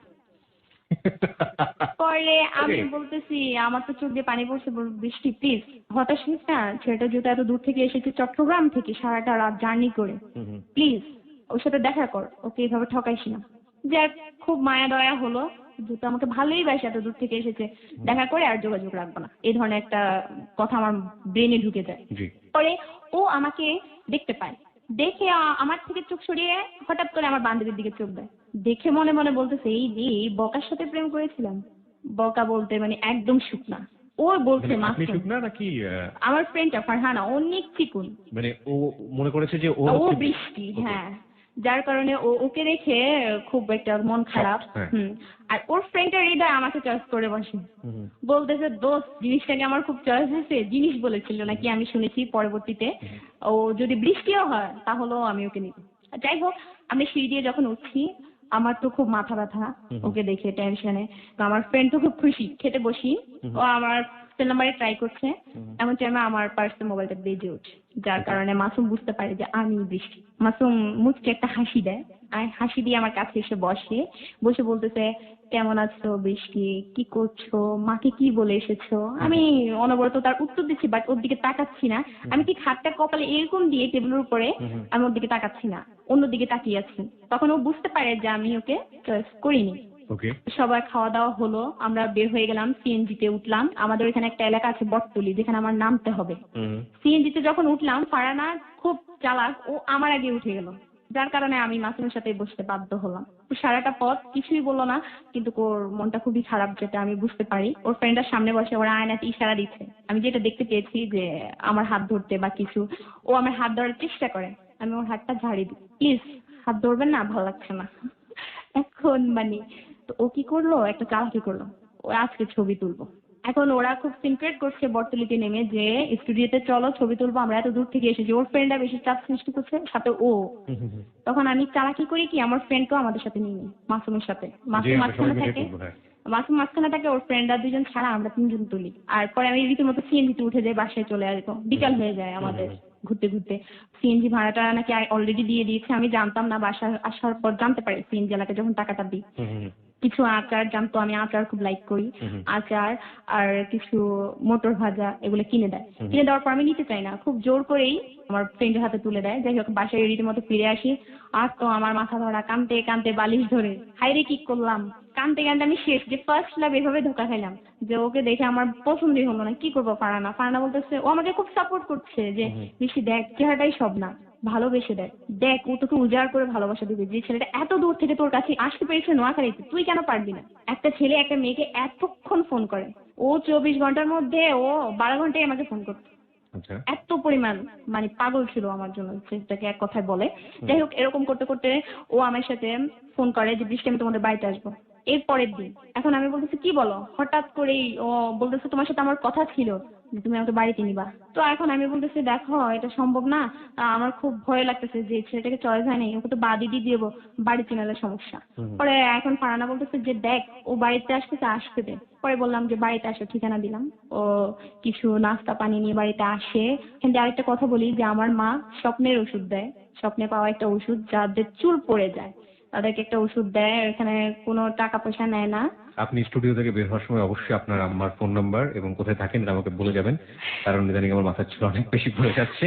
এবং একই সাথে শ্রোতারা, আপনারা যদি ওর আম্মার কাছ থেকে সেই স্বপ্নে পাওয়া ওষুধ নিয়ে আপনাদের মাথার চুলের পড়ানো ঠেকাতে চান, তাহলে অতি সত্ত্বর যোগাযোগ করুন হ্যালো 8920-তে। Okay okay, that's really cool. আমরা রেসপেক্ট করছি, কারণ এগুলোতে বিশ্বাস যাদের আছে তারা তাদের প্রতি অসম্মান করে। যেখানে ছিলাম বৃষ্টি, পরেও আমাদের বাড়িতে আসছে, আমি ওকে বাড়িতে আনি। নিয়ে আসলেন, যে মানুষটাকে পছন্দ হলো না সে মানুষটাকে বাড়িতে নিয়ে আসলেন শেষ পর্যন্ত। অ্যাকচুয়ালি আমি খুবই উইক হয়ে যাই, বলেছিলাম না আমি ওকে খুব ভালোবেসে ফেলি, যার কারণে ফ্রেন্ডেরও সাপোর্ট পাই। ফ্রেন্ডও বলে যে না ঠিক আছে, চেহারা দিয়ে কি হবে। পরে আমি মাকে বলি যে মা আপনি কি চুলের ওষুধ দেন, এরকম এরকম আমার একটা ফ্রেন্ডের বড় ভাই আসবে, ওর নাম রাজু, মিথ্যে কথা বলি। আর এটা মাসুমের শিখানো। আসার পর ওর ফ্রেন্ড ওই দুজনকে নিয়ে আসলো, আমরা অনেক নাস্তা টাস্তা দিয়ে ওকে। পরে আমার মা ওষুধটা খুঁজতে গেল, তখন আমরা খুব দুষ্টুমি করছিলাম, হাসাহাসি করছিলাম। তখন আমার মনেই হচ্ছিল না যে কালকে আমি এই ছেলেটার জন্য কেঁদেছিলাম। পরে ভালোবাসাটা আসলে এতটাই হয়ে গেছিলাম। যেভাবেই হোক আপনার বয়ফ্রেন্ডের মাথার চুল যেভাবেই হোক গজাতে হবে, এবং সে কারণে আপনার মার স্বপ্নে পাওয়া ওষুধ তাকে আপনি ব্যবহার করার। হ্যাঁ, আর এটা উদ্দেশ্য ছিল ও আমাদের বাড়িতে চিনবে, ও আসলে একচুয়ালি ওষুধের জন্যই আসে নাই। আচ্ছা। ওখানে হচ্ছে কি আমাদের দরজাটা খোলা ছিল, দরজাটার সামনে একটা কারেন্টের তার ছিল, যেখানে কবুতর দুইটা ওরা ওদের লিপে কিস করছে। মাসুম আমাকে ডাক দিল, বৃষ্টি বৃষ্টি দেখে যাও দেখে যাও। আমি পাশের রুমে ছিলাম, আমি দৌড়ায় যাই, কি হয়েছে দেখো দেখো কি সুইট মোমেন্ট। মানে ও আমাকে আস্তে আস্তে ইজি করছে। আমি বলতেছি কি দেখাও, আর এটা বললে মানে লজ্জা পেয়ে রুমে চলে যাই। পরে ও আমাকে আবার ডাক দেয়। পরে ওর ফ্রেন্ডে গিয়ে করতেছে, ইশারা দিচ্ছে যে কর, যেভাবে হোক আমরা সরে যাই। ওরা বের হয়ে যায়, ও মানে কথা বলতেছে, এমন টাইমে আমার একটা গাল কিস করে দেয় ফার্স্ট। আর যার কারণে আমি বলতেছি যে এটা কেন করলা। ও ও বলতেছে এটা করতে পারি, যেহেতু আমি তোমাকে ভালোবাসি, এত দূরে এসেছি, তোমার থেকে কিছু পাওয়ার তো আমার আছেই। পরে আমার ফ্রেন্ডকে আমি কথাটা বলি যে দেখ ও এরকম করতেছে, আর ও ঠোঁটেও জেতাচ্ছে। এখন আমার ফ্রেন্ড বলে না না না আর কিছু করিস না, তাহলে সমস্যা হয়ে যাবে। এখন যাই হোক ওকে আমি কিছুতে আর ওটা করতে দিই না, ঠোঁটের কিসটা করতে দিই না। ও খুব রাগান্বিত হয় আমার উপর। আমার মা চলে আসে, ওষুধটা ওকে দেয়, সন্ধ্যার সময় আমাদের বাড়ি থেকে চলে যায়। তো এরকম আবার ফোনে কথা, সারাক্ষণ কথা, সুযোগ পেলেই কথা, কথা বলতেই থাকি হায় রে পড়াশোনা। ও প্রাইভেটে পড়তেছি, ফোন, প্রাইভেটে পড়তেছি, এসএমএস। আমিও লুকিয়ে লুকিয়ে এসএমএস দিচ্ছি যে আমি প্রাইভেটে পড়ে, অলওয়েজ এরকম করতাম। তো ভাইয়া এখান থেকে একটা কথা বলতে ভুলে গিয়েছিলাম, স্টুডিওতে যে ছবিটা আমাদের ফার্স্ট তোলা হয়, ওই ছবিটার এক কপি ছবি আমাকে দিয়ে যাওয়া হয় যেদিন আমাদের বাড়িতে ফার্স্ট আসে। ওই ছবিটা বের করে করে মাঝে মাঝে ওকে আদর করতাম। ও আমাকে জিজ্ঞেস করতো, বৃষ্টি তুমি কি ছবিতে কিছু করো? আমি বলি ছবিতে কি করবো, ছবিতে তো কিছু করার নেই, ছবিতে তো একটা মানুষ যে ওকে ধরা যায় না। তো বলতেছে না ঠোঁট দিয়ে কিছু করা না, আমি তো অনেক কিছু করি। তা আমি বলতেছি আচ্ছা নেক্সট, তারপর কি অবস্থা তোমার, মানে আমি কথাগুলোকে এড়িয়ে দিতাম। তো ও বলতেছে দেখো যখনই তোমার সাথে আমি কিছু বলতে চাই লাভারের বিষয়ে বা কোনো রোমান্টিক দৃষ্টিতে যাই, তখন তুমি এড়িয়ে যাও, কেন এই জিনিসটা হয়? আমি বলতেছি আমার ভালো লাগে না। কেন তোমার ভালো লাগে না, তুমি কি মেয়ে না? বলতেছে হ্যাঁ আমি মেয়ে, তো তার কেন তোমার ফিলিংস হয় না? আমি তো আমার ভয় লাগে। তো আবার দেখা করার সিদ্ধান্ত নেয় ও।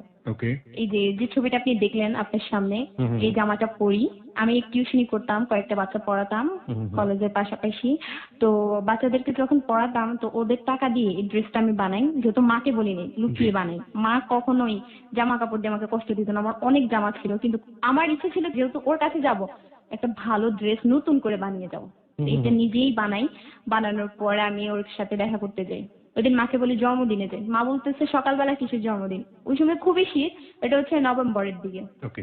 2011 সালের ঘটনা। পরে যখন ও আসে, ওর সাথে দেখা করতে যাই, ওকে মানে অনেকটা ভাল লাগে আমার থেকে, কেন জানি মানে মানে আগে ভালো থেকে। লাগাটা যেটা একটা একটা জায়গায় স্থবির হয়ে গিয়েছিল, সেটা নতুন করে আবার টার্ন নিচ্ছে, রাইট? জি। ও বলতেছে চলো আমরা ওই রেস্টুরেন্টে যাই। আমি বুঝতেছি যে ও আমাকে কিস করার চেষ্টা করতেছে, যার কারণে আমি ভয় পেয়ে যাই। ও ওইখানে চেষ্টা করে কিস করার, আমি দিইনি, যে দেখো প্লিজ এটা করো না, এটা পেয়ে গেলে তুমি বলবা যে মেয়ে ভালো না। ও খুব চেষ্টা করে, বাট ও এটা চলে আসার কারণে আর এটা হয়নি। পরে যাক এখানে খাওয়া দাওয়া হয়, ও খুব রাগান্বিত, চোখ টোক লাল হয়ে যায় ওর। সিএনজিতে রীতিমতো উঠে ঘুরতে বের হলাম। ওর চিন্তাধারা কি ছিল, যখন ও এসেছিল ও ভেবেছিল আমি অন্যরকম একটা সুন্দরী একটা মেয়ে, ঠিক আছে? পরে ও আমাকে বলছে যে বৃষ্টি, আমি ডায়েরিতে তোমাকে নিয়ে একটা কমেন্টস করছি, সুন্দর একটা কথা লিখেছি। আমি কি কি আমাকে বিয়ে করবা? এখন বলছে হ্যাঁ হ্যাঁ হ্যাঁ এটাই লিখেছি। এখন ও আমাকে লক্ষ্মীপুরে একটা চর জায়গা আছে, আমাকে নিয়ে যায়, নিয়ে যাওয়ার পর খুব একটা আনইজি ফিল করিনি তখন। আর ওকে দেখে যতই আমার কাছে ঘেসছে আমার কেন জানি ভালো লাগছে, আমার হাত ধরছি, জিনিসগুলো আমি নিচ থেকেও ধরছি।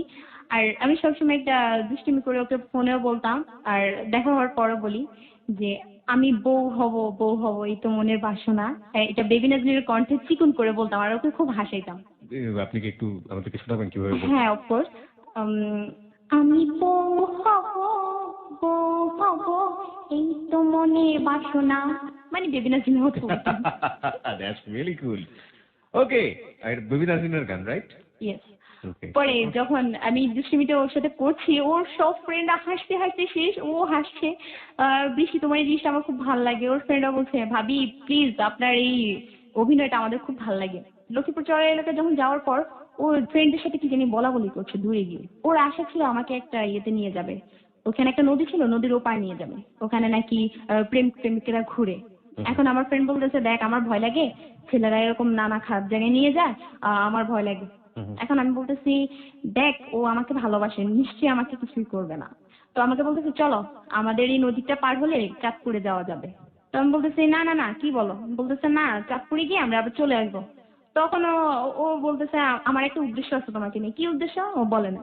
আমি বারবারই বলতেছি কি তুমি ওকে বিয়ে করবা? আমি হাসতেছি। এখন বলতেছে কি তুমি একটা ছোট মেয়ে, তোমাকে এখন কি বিয়ে করবো? যাই হোক আমি মাকে বলে এসেছি আমরা সন্ধ্যার আগেই ফিরতে হবে।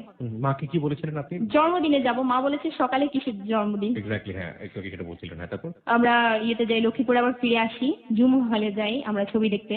অঙ্ক একটা ছবি চলছে ডিপ জলের, ওই ছবিটা দেখতে যাই। হল এত অন্ধকার, আমার লাইফে ফার্স্ট যাই, দেখে ভয় পেয়ে যাই। প্রথম হলে যাওয়া। হ্যাঁ আমি বলতেছি হাই রে এত অন্ধকার কেন? কিছুই দেখা যায় না আশপাশের মানুষ ছাড়া। তো ও আমাদের সিটটা না দোতলায়, আমি আর ও যে সিটে বসি আমাদের পিছনে আমি হঠাৎ তাকাই, দেখি একটা ছেলে একটা মেয়ের সাথে খারাপ কিছু করছে, যেটা দেখে আমি মানে ভয় পেয়ে যাই। তখন আমি বলতেছি ফারহানা তুই মাঝখানে বস। ফারহানা বলতেছে কেন? আমি বলতেছি দেখ এখানে আমার ভালো লাগতেছে না। ফারহানা বলে কেন? আমি কই যে দেখ, ফারহানাকে আমি দেখাই, ও দেখে তো ও মানে বলতেছে কি কি দেখাই আমার, আমি তো শেষ। মানে একটা ছেলে একটা মেয়ের সাথে খারাপ কিছু করছে যেটা আমরা দেখতে পাই অন্ধকারে। তো এখন মাসুম ওই জিনিসটা দেখে। মাসুম আমাকে কানের কাছে যে হালকা পাতলা কিছু বলতে থাকে যে চলো না বেশি কিছু করি। কি কি হয়েছে তোমার? আমি বলতেছি আমার ভালো লাগতেছে না, চলো আমরা চলে যাই। ও বলতেছে দেখো লাভার থেকে মানুষ চাইতে পারে, তুমি এমন করো কেন? তা আমি বলি না না আমার ভালো লাগে না। এখন আমার উদ্দেশ্য ছিল না এখান থেকে বের হতেই হবে যে করে হোক। এখন আমি বলতেছি আমার বাথরুম ধরছে, আমি বাথরুমে যাবো। এটা বলে আমি বের হয়ে যাই, মাসুম কি করে আমার পিছু ধরে। আমি যখন বাথরুমে ঢুকবো ও ঢুকে পড়বে। ও আমাকে বলতেছে আমি তো তোমার সামনে কি বাথরুম করবো না কেমন বলতেছে। পরে আমি এখানে আর যাই না বাথরুমে, আমি যাবো না। তো আর কি ওর ফ্রেন্ডদেরকে ডাকে আনে যে চল ও ছবি দেখবে না। পরে যাক এরকম রীতিমতো শীত পড়তেছিল, আমরা দুজনেই হাঁটছি রাস্তা দিয়ে। ওর গায়ে একটা সোয়েটার ছিল যেটা আমাকে দেয়। এখন আমি বলতেছি কি ব্যাপার, তুমি কি রোমান্টিক মুহূর্ত আনতে চাচ্ছ যে ছবির মতো নায়িকার গায়ে জড়ি দেওয়া? না না দিও না আমাকে, আমার শীত তেমন লাগছে না। তারপর ও জোর করে দেয়। যাই হোক আমরা রীতিমতো সিএনজিতে উঠি। ও যেটা করে ও আমার হাতে টাচ করে, হাতে টাচ করে ও অন্যদিকে যেতে চায়। ওকে একটা ধাক্কা দিয়ে যে এমন করো কেন, তুমি সব সময় এমন করো। আমি মানে রেগে যাই, যার কারণে ওর ফ্রেন্ড বললো কি হয়েছে, কেন বলতেছে না কিছু না। ও বলতেছে চলো স্টুডিওতে যাবো ছবি তুলবো। আমি বলতেছি না কিসের ছবি, সারাক্ষণ এত কিসের ছবি, কারণ আমার তো রাগ উঠে আছে। ও আমাকে এরকম খারাপ কমেন্ট বারবার করছে। তো আমি স্টুডিওতে খুব রিকোয়েস্ট করার পর আবার ছবি তুলি, এভাবে ক্লোজলি ছবিটা তুলি। মানে এই ছবিটা সেই সময়ের তোলা ছবিটা? হ্যাঁ সেই সময় দেখতে পারিনি, আরেকবার একটু দেখতে চাই। হ্যাঁ পেছন দিক থেকে আপনাকে ধরা এটা, তাই? হ্যাঁ আমাকে ধরে রেখেছে। ওকে, হ্যাঁ, তারপর? পরে যখন আমি একা ওই রুমে ছিলাম, বোরকাটা পড়ছি, এমন টাইমে ও ভিতরে ঢুকে যায় যেটা আমি দেখিনি। আর ও ঢুকে আমাকে খুব শক্ত করে ধরে, জড়িয়ে ধরে খুব শক্ত করেই ঠোঁটে একটা কিস করে, যার কারণে আমি কেঁদে ফেলি আর ওকে একটা ধাক্কা দিই জোরে। ধাক্কা দিয়ে বলি বেয়াদব তুমি আর কখনো আমাকে ফোন করবা না, তুমি একটা বাজে ছেলে। এটা বলে কেঁদে দিই আমি। ওকে। যেটা ও কখনোই আশা করতে পারেনি আর আমিও ভাবতে পারিনি এই ধরনের কিছু একটা আমি বলবো। যাই হোক বের হয়ে যে আমার ফ্রেন্ড আমাদের চিৎকার শুনে ভিতরে ঢুকে, ফ্রেন্ড বলে কি হয়েছে বৃষ্টি? আমি বলি না কিছু না। কথাটা আমি সিনজিতে আমার ফ্রেন্ডকে বলি যখন বাসায় ফিরে যাচ্ছি। আমার ফ্রেন্ড বলে দেখ আরো অনেক কিছু হয়, তুই কেন এত আপসেট হস, ওকে তুই ভালোবাস, কি হয়েছে? আর ওর তো থেকে চাইতে পারে যে ছেলেটা তোর পিছনে এত টাকা খরচ করতেছে, বারবার আসতেছে। এর মাঝে আমি ওর সাথে 2-3 দিন কথা বলিনি এই সিনক্রেটটা করার পর। তারপর ওর সাথে আমি আবার কথা শুরু করি, রাগ ভাঙায় ও আমার, আর কখনো এমন করবে না। এখন এক পর্যায়ে ও বলে যে বৃষ্টি আমি দেশে আসবো 14ই ফেব্রুয়ারি 2012 সালে, একসাথে দেখা করে আমি চলে যাব ঢাকায়, আমি চাকরি করব, একটা জব করব। তখন আমি জানতে পারি যে ও চট্টগ্রামে একটা ব্যবসায়ী ছেলে, আর প্লাস ও নিজেও ব্যবসা করে। ও বলে? হ্যাঁ, তো পড়াশোনার বিষয়টা জিজ্ঞেস করে এড়িয়ে দিত। মানে পড়াশোনার আপনি কি জিজ্ঞেস করতেন ওকে? যে তুমি কিসে পড়ো, সারাক্ষণ দোকান নিয়ে ব্যস্ত থাকো, যাও না? তো বলতেছে ভার্সিটি থেকে সারাক্ষণ যাওয়া লাগে। ও বোঝাতো আপনাকে যে ভার্সিটিতে পড়ে? হ্যাঁ। তো ও আসলো 14 ফেব্রুয়ারি গ্রামে, ও আমার সাথে দেখা করবো একটা হোটেলে উঠে লক্ষ্মীপুর। আমি আর দেখা করি না, কারণ আমার তখন জ্বর ছিল। আমি বলছি যে আর কয়েকদিন যাক, মা তখন ঢাকায়। ওকে। আর আমি তখন আমার একটা মামানির কাছে থাকি গ্রামে। ঠিক আছে জ্বরটা ভালো, আমি তোমার সাথে দেখা করবো। তো ফেব্রুয়ারি 20 তারিখ আমার সাথে দেখা করি। দেখা করার পরে যেটা হয়, ও আমাকে অফার করে ফিজিক্যাল রিলেশন করার জন্য, ফেস টু ফেস যে আমি তোমার সাথে এটা করব। আর এটা করে রেস্টুরেন্টে, যে চলো তুমি আমার হোটেলে চলো যেখানে আমি উঠেছি। আমি তো মানে বলতেছি দেখো তুমি যদি এটা করতে চাও তুমি আমাকে বিয়ে করো, বিয়ে করে গ্রামে রেখে যাও। তো ও বলতেছে যে না আমি তোমাকে বিয়ে করে গ্রামে রেখে যাবো কেন, বিয়ে করলে আমি আমার বউ আমার সাথে নিয়ে যাবো, যেহেতু আমি বউ ছাড়া থাকতে পারবো না। তো এখন আমি বলতেছি না দেখো আমি পড়াশোনা করতেছি, আমার মা আমাকে এত কষ্ট করে পড়াশোনা করাচ্ছে, আমি পারবো না ওনার মনে কষ্ট দিতে। ও আমাকে বিয়ে করতে কেন জানি এড়িয়ে যাচ্ছে। যে আমি বলি সামনে তো কাজ আছে, আসো। আমি খুব সাহস করে বলছি যে আসো, বিয়েটা করো, তুমি যা করার করো, আমার কোনো প্রবলেম নেই। তো বলতেছে কেন তুমি এমন করছো, মানে তুমি আমাকে বিশ্বাস করতে পারছো না যে আমি তোমাকে ফিজিক্যাল রিলেশন করার পর আমি তোমাকে আর ভালোবাসবো না? আমি বলি এক্স্যাক্টলি রাইট, যেটাকে বলে আমি চাচ্ছি যাতে তুমি আমাকে বিয়েটা করে এটা করো, কারণ এটা যদি তুমি না করো তাহলে আমি ভেবে নেবো যে তুমি আমাকে ইউজ করে চলে যাবে আর ফিরবা না। তো বলতেছে এত চালাক কেন তুমি আমাকে বলতেছে। বলি দেখো চালাক আমি না, চালাক তোমরা বানাইছো। তখন বলতেছে আর কয়জন থেকে এরকম হয়েছো? বলি দেখো ঠিক করে কথা বলো, দেখো তুমি আমার ফ্যামিলি সম্পর্কে জানো, আমার বাবা আমার মাকে ঠকিয়েছে, যার কারণে আমি এই জিনিসগুলো ভয় পাই। তুমি যদি আমাকে একবার ঠকালে পরে আমি কি করব? তুমি যদি আমার সাথে ফিজিক্যাল রিলেশনটা করো পরে আমি না হয় এটা জানবো, হয়তো আর কেউ জানবে না, কিন্তু এমনও সময় হতে পারে হয়তো জেনেও যেতে পারে যদি আমি প্রেগনেন্ট হয়ে যাই। তা আমি সমাজে মুখ দেখাবো কিভাবে? আমার ভালো জায়গায় বিয়েও হবে না। এগুলো বলতেছে ও তার মানে তুমি আমাকে ভালোবাসো না। আমি বলতেছি তার মানে এটা দিলে তুমি বুঝবো আমি তোমাকে ভালোবাসি। বলতেছে হ্যাঁ। আমি কই তাহলে তুমি আমাকে বিয়ে করলে আমি বুঝবো যে তুমি আমাকে ভালোবাসো। তো বলতেছে অনেক চালাক তুমি, ঠিক আছে তুমি যাও বাড়িতে ফিরে যাও, গিয়ে জামা কাপড় নিয়ে আসো, যেহেতু তোমার এতই আমাকে অবিশ্বাস তো আমি তোমাকে বিয়ে করবো। একেবারেই জামা কাপড় গুছিয়ে ফেলি, বাড়িতে যাই। এর পরের দিন দুটা নতুন জুতা ছিল ওগুলা নিই, দুটা নতুন জামা ছিল ওগুলা নিই, মানে সবকিছুই নিয়ে গোছাই টোছাই। এখন আমার ওই বাবাটা ছিল তখন আমার মায়ের যে হাজবেন্ড, উনি বলছে কোথায় যাচ্ছিস? ওই বাবাটা মানে মাঝখানে আমরা তাহলে জানি না আপনার মাকে আবার বিয়ে করে ফেললো?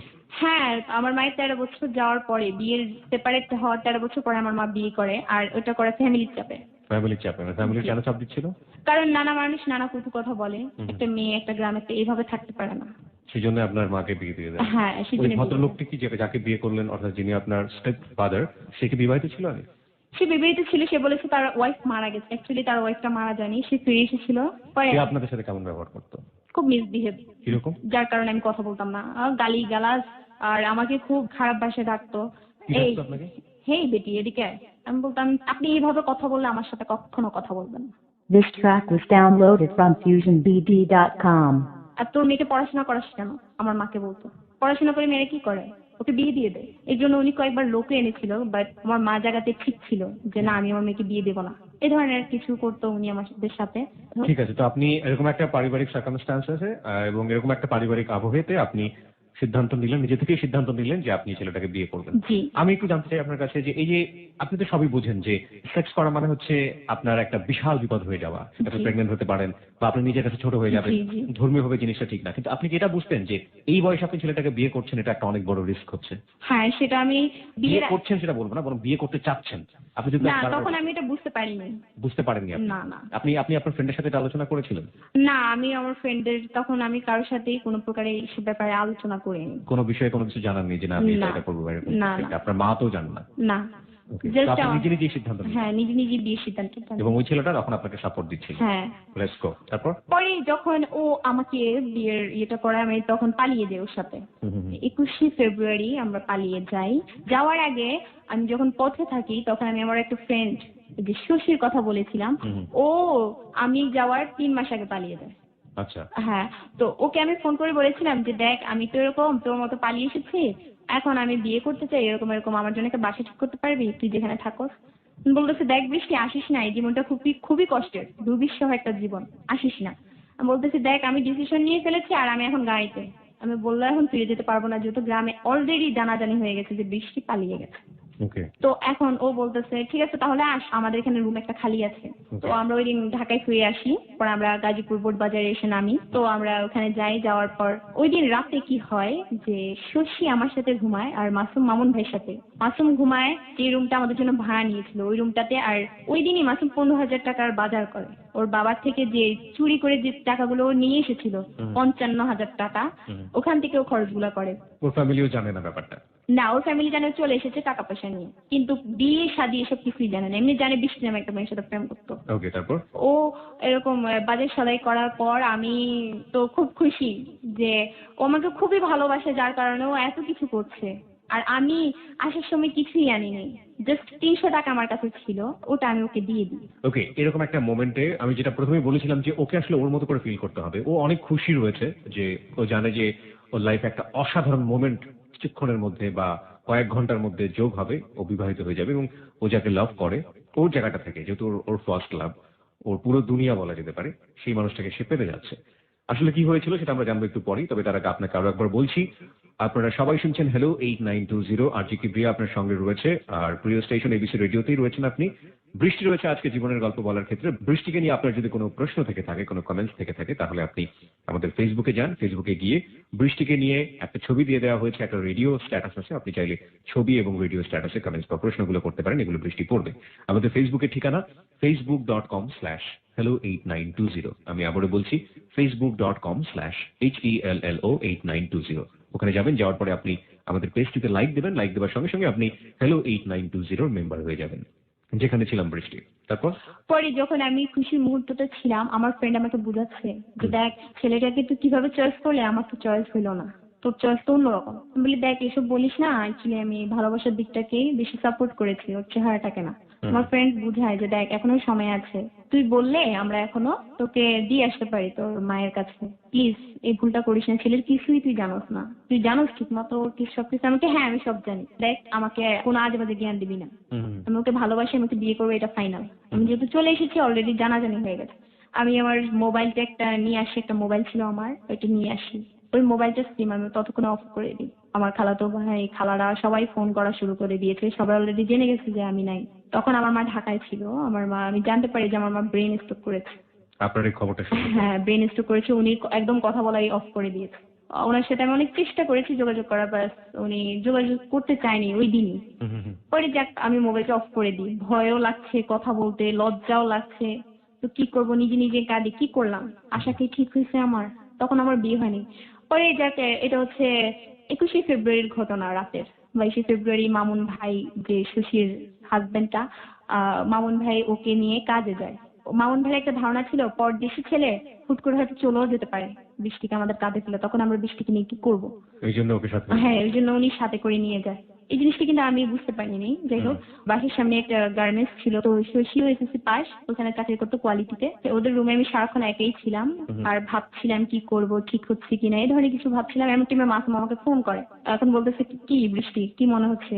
এখন আমি বলতেছি তুমি কি সত্যি আমাকে মন থেকে বিয়ে করবা, তুমি আমাকে ভালোবাসো? খুব চুপ করেছিল। আমি তোমাকে বিয়ে করব খুব আস্তে করে বলছি। বলি কি ব্যাপার তুমি এমন করে বলছো কেন, তুমি কি আমাকে বিয়েটা করতে চাচ্ছ না? এখন হেসে উঠে বললাম না কি বলো, আমি তো তোমাকে ভালোই বাসি। 22শে ফেব্রুয়ারিও একই মতো আমি শশীর রুমে ঘুমাই, আর মাসুম মামুন ভাইয়ের সাথে ঘুমায়। তো 23শে ফেব্রুয়ারি সন্ধ্যায় রীতিমতো মাসুম ওনার সাথে চলে যায়। এর মাঝখানে কি আপনাদের ফ্যামিলি থেকে কোনো যোগাযোগ করা হয়নি? না না, আমার মোবাইলটা তখন অফ থাকে, ওর মোবাইলটা অফ। এবং আপনি কোথায় গেছেন সেটা তো আপনার ফ্যামিলি জানেন? না না, কিছুই জানে না, আর কার সাথে গিয়েছি সেটাও জানে না, যেহেতু আমাদের ফ্যামিলিতে এটা কখনো ধরা খায়নি। তবে আমার মা বুঝতো, মা না করতো, তো মা খুব মাইর ধরো করতো। যেদিন দেখা করেছিলাম সেকেন্ড টাইম, উফ প্রচন্ড রকম একটা মাইর খেয়েছিলাম। আপনাকে না বুঝিয়ে প্রচুর মারধর করে, তাই তো? বুঝাতো, বোঝাতে বোঝাতে যখন ক্লান্ত হয়ে যেত তখনই মারতো, মারধর যেটা করতো। সত্য কথা। ওকে, হ্যাঁ, তারপর 23শে ফেব্রুয়ারি? 23শে ফেব্রুয়ারি সন্ধ্যাবেলা কাজে নিয়ে আসে মামুন ভাই ও, আর মিষ্টি নিয়ে আসে 3 কেজি, সব মাসুমের টাকা থেকে। আর ঘরের যাবতীয় যা লাগে এর আগের দিন তো এনেছে, ওই দিনও কিছু কিছু আনলো। আমার জন্য একটা নাকফুল এনেছিল, 2 রকমের ইমিটেশনের চুড়ি এনেছিল। তো বলতেছে বৃষ্টি আমার তো স্বর্ণ দেওয়ার সামর্থ্য নাই, এগুলোই পরো। ও আমাকে ভালোবাসে, এটাতেই আমি খুশি, আমার ওর কিছু চাই না, এটাই ভাবতাম আমি মনে মনে। যাই হোক, বিয়েটা সম্পূর্ণ হয়েছে ওই দিন রাত ঠিক 9টায়। ও খুব তড়িঘড়ি সবকিছুতেই, কাজী আনা সবকিছুতেও খুব তাড়াহুড়া। আর যেখানে আমি কবুল বলতে দেরি করতেছি, ওখানে ও আমার থেকে খুব তাড়াতাড়ি বলে ফেলেছে। তো আমরা ওই ঘরেই ওই দিন রাতে আমাদেরকে থাকতে দেওয়া হলো। ওকে। খুব মন খারাপ লাগছিল যে হায় রে, সবার মতো আমার বাসরঘরটা সাজানো নাই, আর নিচে বিছানাটা করা, খুবই খারাপ লাগছিল। আর কাঁদছিলাম যে হায় রে, মা বিয়ে দিলে তো হয়তো ভালো একটা বাসরঘর দেখতাম চোখের সামনে। যাই হোক, বাসর ঘরে আমার ফ্রেন্ড আমাকে ঢুকিয়ে দেয়, মানে লজ্জা পাচ্ছিলাম ওকে দেখে, তো আমার সাথে কিছু কথা বলে। আমাকে একটু এই কথার আগে আমি একটু জানতে চাইবো যে আপনার বয়স তখন কত ছিল আপনি যখন বিয়ে করলেন? যখন আমি বিয়ে করি তখন আমার বয়স 16 বছর। 16 বছর। জি আর আপনি যে বাসাটাতে বিয়ে করলেন সেটা তো ঢাকাতে, রাইট? জি। ঢাকাতে যে বাড়িতে আপনার বিয়ে হচ্ছে সেই বাড়ির অন্য লোকজন কি জানতো এটা? হ্যাঁ সবাই, আমার কেউ ভাড়াটিয়ারা, কেউ উকিল ভাই হয়েছিল, কেউ উকিল বাবা হয়েছিল, কেউ আমার শশী আর আমার ভাই বোন সেজেছিল, ওরা অভিভাবক হিসেবে স্বাক্ষর দিয়েছিল। তার মানে সবাই মোটামুটি জানে যে আপনারা পালিয়ে এসেছেন। হ্যাঁ, আর সবাই আমাকে খুব দেখছে এসে এসে যে কি মেয়েটা কেমন পালিয়ে এসেছে। তো এখানে একটা খালাও ছিল ভাড়াটিয়া, উনি দেখে মানে অবাক হয়ে গেল। উনি বলতেছে এই মেয়েটার সাথে ছেলেটা কি মানায়, ছেলেটাকে কি বয়স্ক বয়স্ক দেখা যায়। উনি এই কমার্সটা করেছিল, এটা আমি শুনেছিলাম বিয়ের দিন। ওকে, আপনি এটা জানতেন যে 16 বছরে বিয়ে করা যায় না? হ্যাঁ জানতাম, বাট এখানে টাকা খাওয়ানো হয়েছিল কাজীকে টাকা খাওয়ানো হ্যাঁ, হয়েছিল। ওর পক্ষ থেকে টাকাটা দেয়। আর আমি চেয়েছিলাম কাবিন নামাটা 5 লাখ করতে, যেহেতু তুমি আমাকে ছেড়ে যাবো না 5 লাখ করো। আমি তো কখনোই না। আর ও কি বলছিল? ও বলছিল না 1 লাখ করো, আর 5 লাখ করার সামর্থ্য আমার নাই, কারণ কাজীকে এর বেশি পরিমাণ টাকা দিতে হবে এখন যদি 5 লাখ করতে চাই। 1 লাখ টাকায় কয় টাকা দিতে হয়েছিল কাজীকে? 1 লাখ টাকায় 3,000 টাকা দিতে হয়েছিল। ওকে, তারপর যাই হোক পরে এরকম বাসার ঘরে ঢুকছেন আপনার? হ্যাঁ So বাসার sweet ঘরে moment, ঢুকি। হ্যাঁ। ও আমাকে বলে যে তুমি কখনো আমাকে ফেলে যাবা না। আমি বলতেছি হ্যাঁ প্রমিস করছি আমি তোমাকে কখনো ছেড়ে যাবো না, তুমিও যাও না। আর দেখো আমি সবকিছু ছেড়ে তোমার কাছে চলে আসছি মাসুম, প্লিজ কখনো আমাকে ছেড়ে যাও না, যেহেতু আমি তোমাকে মন থেকে ভালোবাসছি। তুমি আমাকে যদি মন থেকে না চাও, আমি তোমাকে চাই। আমি আজও জানি না তুমি আমাকে ভালোবাসো কিনা, কারণ কেউ কারোর মনের ভিতর ঢুকতে পারে না। যেদিন বাসরা সেদিন আমি বলছি তুমি প্লিজ আমাকে কখনো এরকম ঠকাও না। ও আমাকে বলতেছে যে না বৃষ্টি, আমি তোমাকে খুব খুব ভালোবাসি, যার কারণে আমি টাকাগুলো চুরি করে চলে এসেছি। কত টাকা নিয়ে এসেছিল? 55,000 টাকা নিয়ে এসেছিল। ওকে, যাই হোক, তারপর? পরে ও আমাকে মানে জড়িয়ে ধরে তখন। হুম হুম। জড়িয়ে ধরার পর আমি কেমন জানি ভয় পেয়ে যাই। ও আমাকে মানে আদর করে। আর ওই দিন রাতে আমাদের 2 টাইম ফিজিক্যাল রিলেশনটা হয়। যাই হোক পরের দিন সকালে আমি রান্না বান্না করে খাওয়াবো ওকে। আমি তখন একটা ডিমও ভাজি করে খেতে জানি না। এখন রান্না হয়ে গেলাম, গিয়ে ডিম ভাজার চেষ্টা করছি। এখন বাড়িওয়ালা যে মহিলা উনি হাসছে যে এভাবে ডিম ভাজি করে কেউ, তো উনি আমাকে প্রায় অনেক কাজে হেল্প করতো যে এভাবে রান্না করো এভাবে করো। ওনার থেকে একটু একটু শিখে ফার্স্ট দিন আমি রান্নাটা করি। আপনি কি এটা জানতেন যে আপনার লেখাপড়াটা বন্ধ হয়ে যেতে পারে? আপনি তখন ইন্টারে পড়ছেন, রাইট? হ্যাঁ আমি এটা বুঝেই ফেলছি, কারণ ও আমাকে লেখাপড়ার কোনো মন মানসিকতা ছিল না। সেটা তো পরের বিষয়, কিন্তু আপনি আপনি যখন যাচ্ছেন ওর কাছে, হ্যাঁ এই রিস্কটা আপনার আছে এটা আপনি জানতেন, এবং হ্যাঁ, আপনি সেটা জানতেন। জানার পরে আপনি সেটা এগ্রিও করে নিয়েছিলেন যদি লেখাপড়া বন্ধ হয়ে যাবে, কিন্তু হয়ে ওকে যায়, কিন্তু আমি আর ওকে চাই। এরকমই হয় আসলে। বয়সটা যে আসলে কতটা ভয়াবহ, এই ভয়াবহ বয়সে আসলে ভয়াবহ কত বড় ধরনের সিদ্ধান্ত নিতে পারে কিশোর কিশোরীরা, সেটার জায়গাটাতে আজকে আমরা এই গল্পটা প্রচার করার একটা এথিক্স খুঁজে পেয়েছি।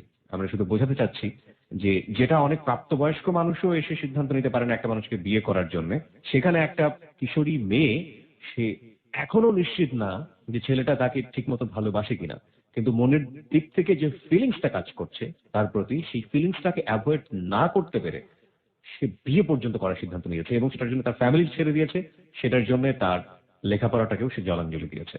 লেখাপড়াটাকে আমি গুরুত্ব দিচ্ছি এই কারণে যে ছোটবেলা বোঝার বয়সের আগ থেকে সে একটা শিশু পড়াশোনার সাথে অ্যাফিলিয়েটেড হয়। সুতরাং পড়াশোনা না করুক, কিন্তু পড়াশোনা ছেড়ে দিতে হবে, এই কথাটা যখন তাকে বলা হয় সে কিন্তু ভয় পেয়ে যায়। সেই ভয়টাকেও সে ইরেজ করে ফেলেছে একটা ছেলের জন্য, যে ছেলেটাকে তার বন্ধু মহল্লাও তেমন একটা পছন্দ করে না। আমি শুধু এই জায়গাটাতেই আপনাদেরকে একটু ফোকাস করতে চাই যে কিশোরী বয়সে সেটা সম্ভব। এখানে অনেক কিশোর কিশোরী শুনছেন আজকের হ্যালো 8920। আশা করছি তারা তাদের জায়গাটা থেকে এই গল্পটাকে কিভাবে নেবেন সেটা নিশ্চয়ই তারা জানেন। আমি শুধু প্রেক্ষাপটটা তুলে ধরতে চাই যে যে বয়সে আপনারা আছেন এবং একই সাথে তাদেরকে গাইড করার জন্য যারা আছেন তারা রিয়েল স্টোরিটা আজকে জানছেন, এবং এটা কিশোরী বয়সে সম্ভব। আমরা শুধু এইটাই বলার চেষ্টা করছি। ওকে, হ্যাঁ বৃষ্টি, তারপর? তারপর ফার্স্ট দিন রান্না করে খাওয়াই, অতটা ভালো হয়নি। ও বলতেছে কি রান্না করছো, এটা তো কোনো রান্না হলো? প্রথম দিন এটা বলতে? হ্যাঁ আমি তো কেঁদে ফেললাম, আমি রাখতে জানি না, তুমি আমাকে এমন করে বলো কেন, একটু বুঝেও তো বলতে পারো। আচ্ছা আমি শিখে নিব। কিছু বললেই কেঁদে ফেলো কেন, এটা এই স্বভাব কেন? আমি বলতেছি দেখো আমি তোমাকে খুব ভালোবাসি, তো তুমি আমাকে কিছু বললে আমার মনে হয় তুমি আমাকে বকা দিচ্ছ। তো এখন হাসি, হেসে আমাকে বুকে জড়িয়ে ধরে যে না ঠিক আছে আমি আমার লক্ষ্মী বউটাকে আর কখনো বকা দিব না। তো এমন করতে করতে আমাদের দিনগুলো ভালোই যাচ্ছিল। আপনারা কি ওখানেই সাবলেট থাকলেন? হ্যাঁ ও একটা চাকরির চেষ্টা করছিল বাট পাচ্ছিল না। আপনি জানতেন না যে ও পড়াশোনা করে বা ওই সময়টাতে? না তখন আমি এতটা শিওর ছিলাম না। আপনাকে অনেক জিজ্ঞেস করেন না জিজ্ঞেস করিনি। হঠাৎ একদিন ও মামুন ভাইয়ের সাথে সকালবেলা কাজে যায়। মামুন ভাই বলতেছে বাসায় বাবু বসে বসে কি করবেন, চলেন আমার সাথে একদিন হেল্পারি করেন।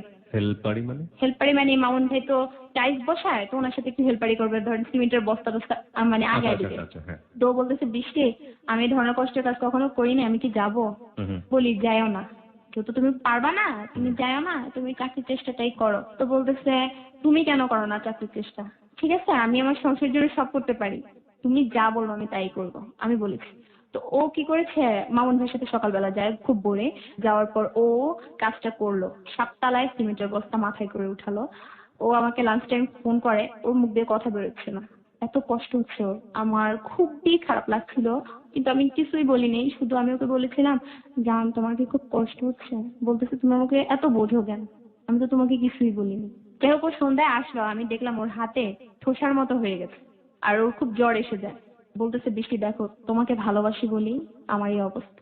এটা বলার সাথে সাথে আমি ওকে ধরে খুব কান্না, যে আমার জন্য ওর এত কষ্ট।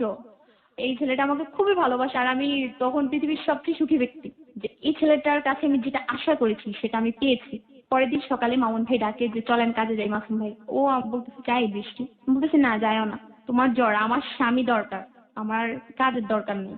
আমি বলতেছি পরে ও একটা গার্মেন্টস চাকরি হয়ে যায়। তো আমি বলছি কোন জায়গায়, তো বলছে গার্মেন্টস। কেন গার্মেন্টস? বৃষ্টি আমি তো সার্টিফিকেট আনি নাই সেজন্য গার্মেন্টস চাকরিটা নিই। তো আমি বলতেছি থাক, গার্মেন্টস হলেও ভালো, অন্তত মাস শেষে কয়টা টাকা আসবে। যাই হোক, ও বলেছে সুপারভাইজারে। ও আমি ওটাকেই বিশ্বাস করেছিলাম, অ্যাকচুয়ালি ওর হেল্পারের চাকরি হয়েছিল। কি ছিল এটা? এটা হচ্ছে ধরেন এই শার্টটা কাঁধে করে আনা নেওয়া করবে, কোয়ালিটির অর্ডার দিবে যে এই শার্টটা এনে দাও বা এটা এই কাজটা করে দাও, কোয়ালিটিতে কাজ হচ্ছে হেল্পারদেরকে অর্ডার দেওয়া।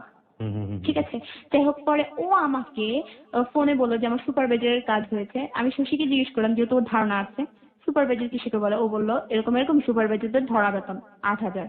ঠিক আছে, তো আমি তো খুব খুশি, যাক 8,000 হলে তো ভালোই। ওর সময় কাটছে না, কি করবো, সন্ধ্যাবেলা শেষে আমাকে বলতেছে চল এই ঘরে যাই, পাশের সাবলেট রুমে চল, আমরা ওখানে যাই টিভি দেখি।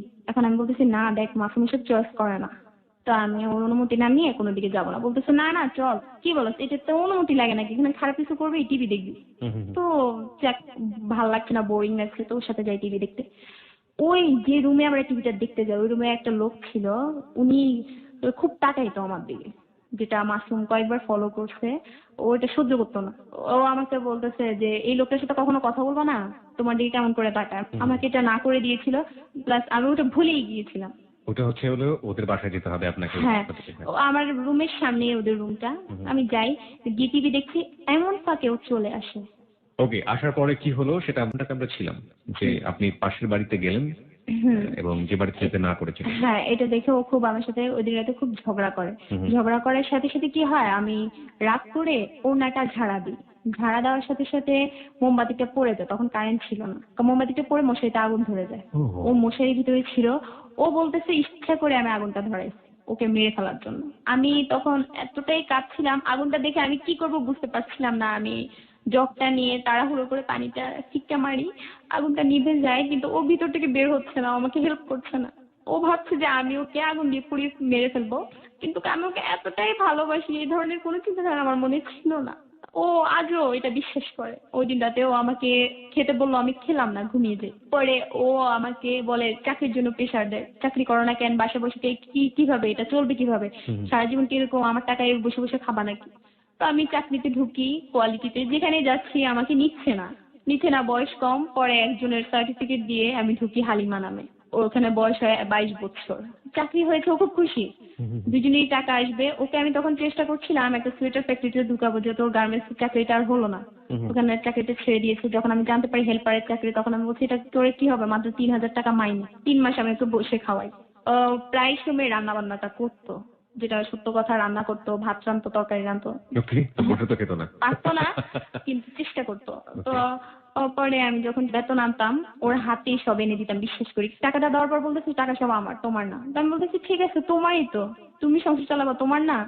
তো ওই সব সময় আমি টাকা এনে ওর হাতে দিতাম, সংসারটা চালাতো। প্লাস ও ফোনে কয়েকটা মেয়ের সাথে রিলেশন ছিল, যে আমি বুঝতে পারলাম। পরে আমি একদিন অফিস থেকে একদিন এসে দেখি ও খুব কথা বলছে চিটাগাঙের ভাষায়, যেটা আমি বুঝি না। অডে অডে এসব শুনতেছি, কিন্তু আমি বুঝতেছি লাভ বিষয় কিছুও বলছে, এটা আমি হালকা পাতলা বুঝছি। যখন আমি এগুলো শুনি কান পেতে, আমি যখন ঘরে ঢুকি, অফিস থেকে আমার 8টায় ছুটি হয়, তখন ও বাসায় থাকে। কটা থেকে কটা পর্যন্ত অফিস ছিল? অফিস ছিল সকাল 8টা থেকে রাত 8টা পর্যন্ত। ও মাই গড, 12 ঘন্টা। আর মাঝে মাঝে ওভারটাইম হতো, 9টা 10টা ওভারটাইম হলে আমার জন্য ভালো হতো, 6-7 হাজার টাকা আসতো আমার মাসে। ওকে, আর কত বেতন পেতেন? এমনি আমার ধরা বেতন ছিল 4,000। আর 12 ঘন্টা পরিশ্রম করে 4,000 টাকা বেতন? জি। গার্মেন্টসে? কতদিন আগে এটা? এটা হচ্ছে এই যে কিছুদিন আগে, এখন শ্রমিক আন্দোলন হয়েছে আর কি, বেতন বাড়ানোর জন্য। বছরখানেক সময় হয়েছে এটা? না না, কয়েক মাস হবে। কয়েক মাস আগে। ওকে ওকে, বাংলাদেশের গার্মেন্টসের চিত্র ফুটে উঠলো এখানে। পোশাক শিল্প আমাদের দ্বিতীয় বড় আয়ের খাত দেশীয় ভাবে, সেখানে লাখ লাখ মানুষ কাজ করেন। তাদের, আপনি কি অফিসার ছিলেন ওখানে?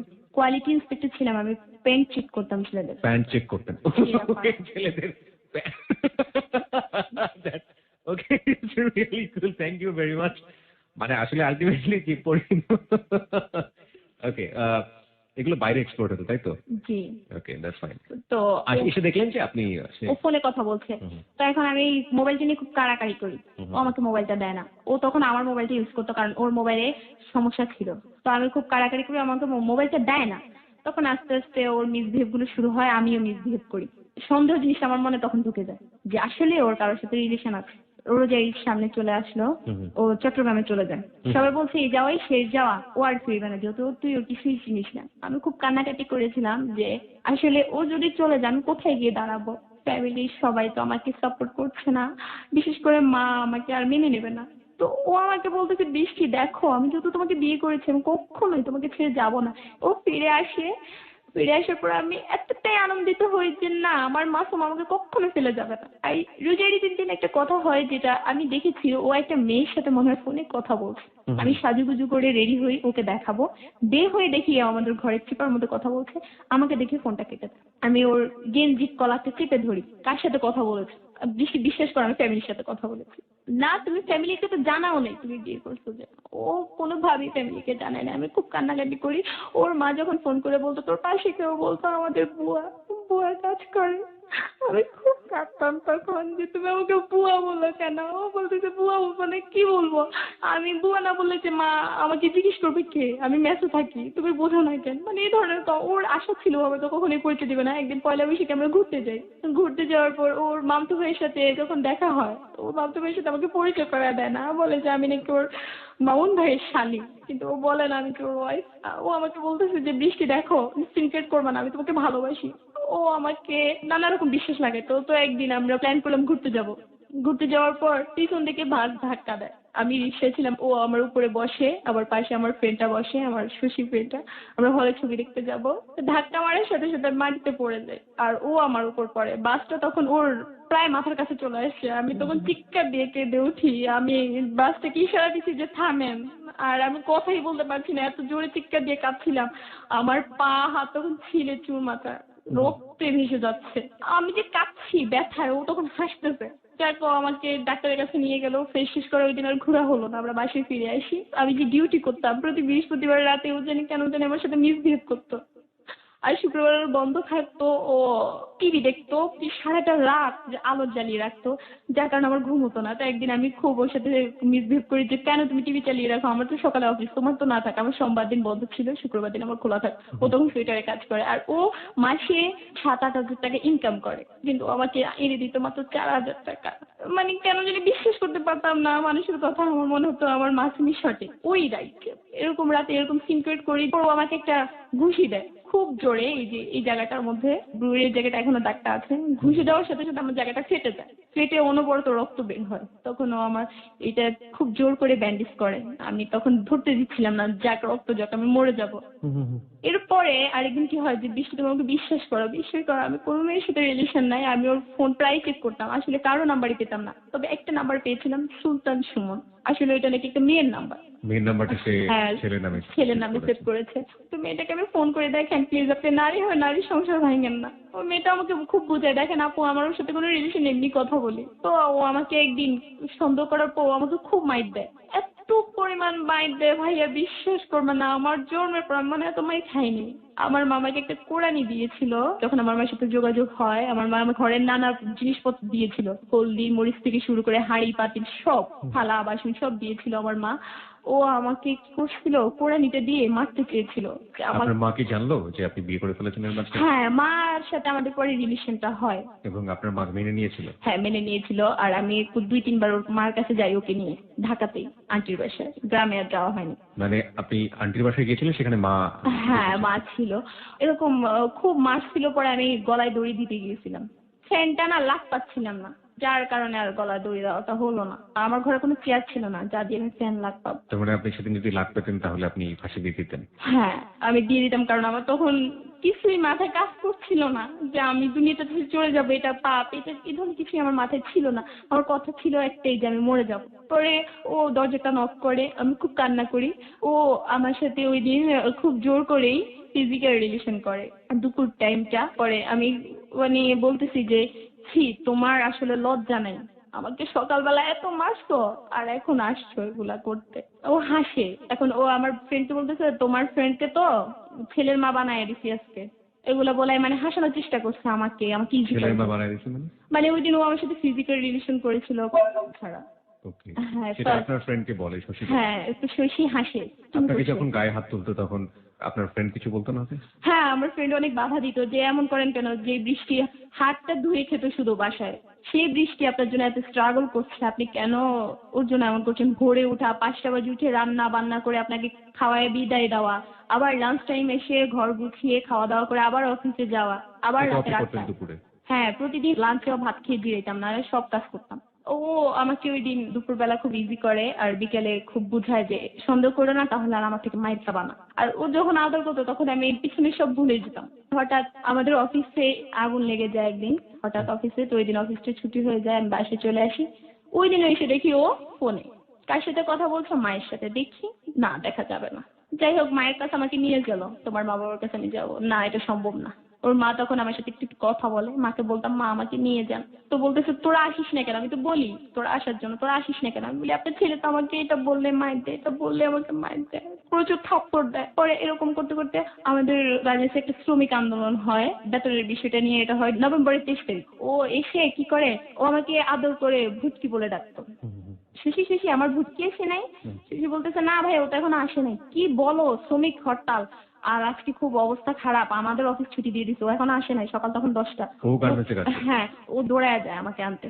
আমি তখন রাস্তা দিয়ে জুতা ছাড়া, আমার ইউনিফর্মটা পরা, আমি দৌড়ায় যান বাঁচানোর জন্য বের হয়ে যাই। বের হয়ে যাই, আমি হেঁটে হেঁটে আসছি, দেখি ও আসতেছে। আমি তখন মানে দুনিয়াতে নাই যে ও আমাকে নেওয়ার জন্য পাগলের মতো ছুটে আসছে। ও আমাকে এতটাই ভালোবাসে। ওর সাথে প্রায় মাঝে মাঝে ঝগড়াটা লাগতো, লাগলেও আমার বাবা মা তুলো খুব গালিগালাজ করতো। তো আমি বলতাম প্লিজ মাসুম, আমার সহ্য হয় না, আমাকে বইলো না। এক এক সময় আমি সহ্য না করতে পেরে ওকে তুই করে বলতাম, তো ওইটা ও সহ্য করতো না। ও বলতো আমি তর্ক করি, আমি ওকে খুব অসম্মান করি, আমি খারাপ একটা মেয়ে। তো রাগ করে আমি বলতাম কি, তুমি আমাকে যেটা বলেছো তুমি সেটা।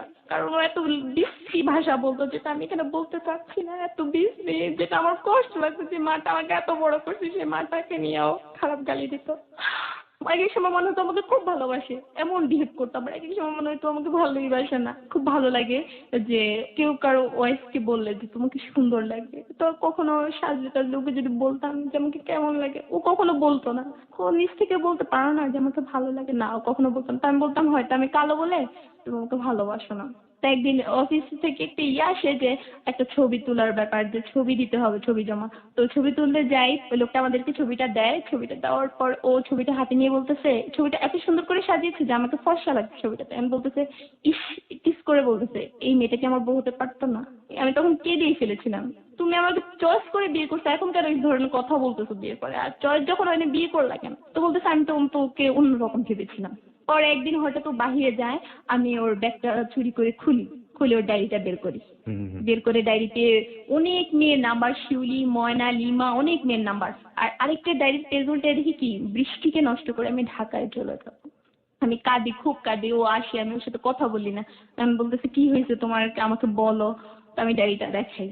দেখানোর পর ও খুব ভয় পেয়ে যায়, চোখ মুখ বড় হয়ে যায় যে দেখো বৃষ্টি, আজকে সত্যি কথাটা বলে আমার উদ্দেশ্য ছিল তোমাকে নষ্ট করে ঢাকায় চলে আসবো। কেন, তুমি আমাকে ভালোবাসো নাই?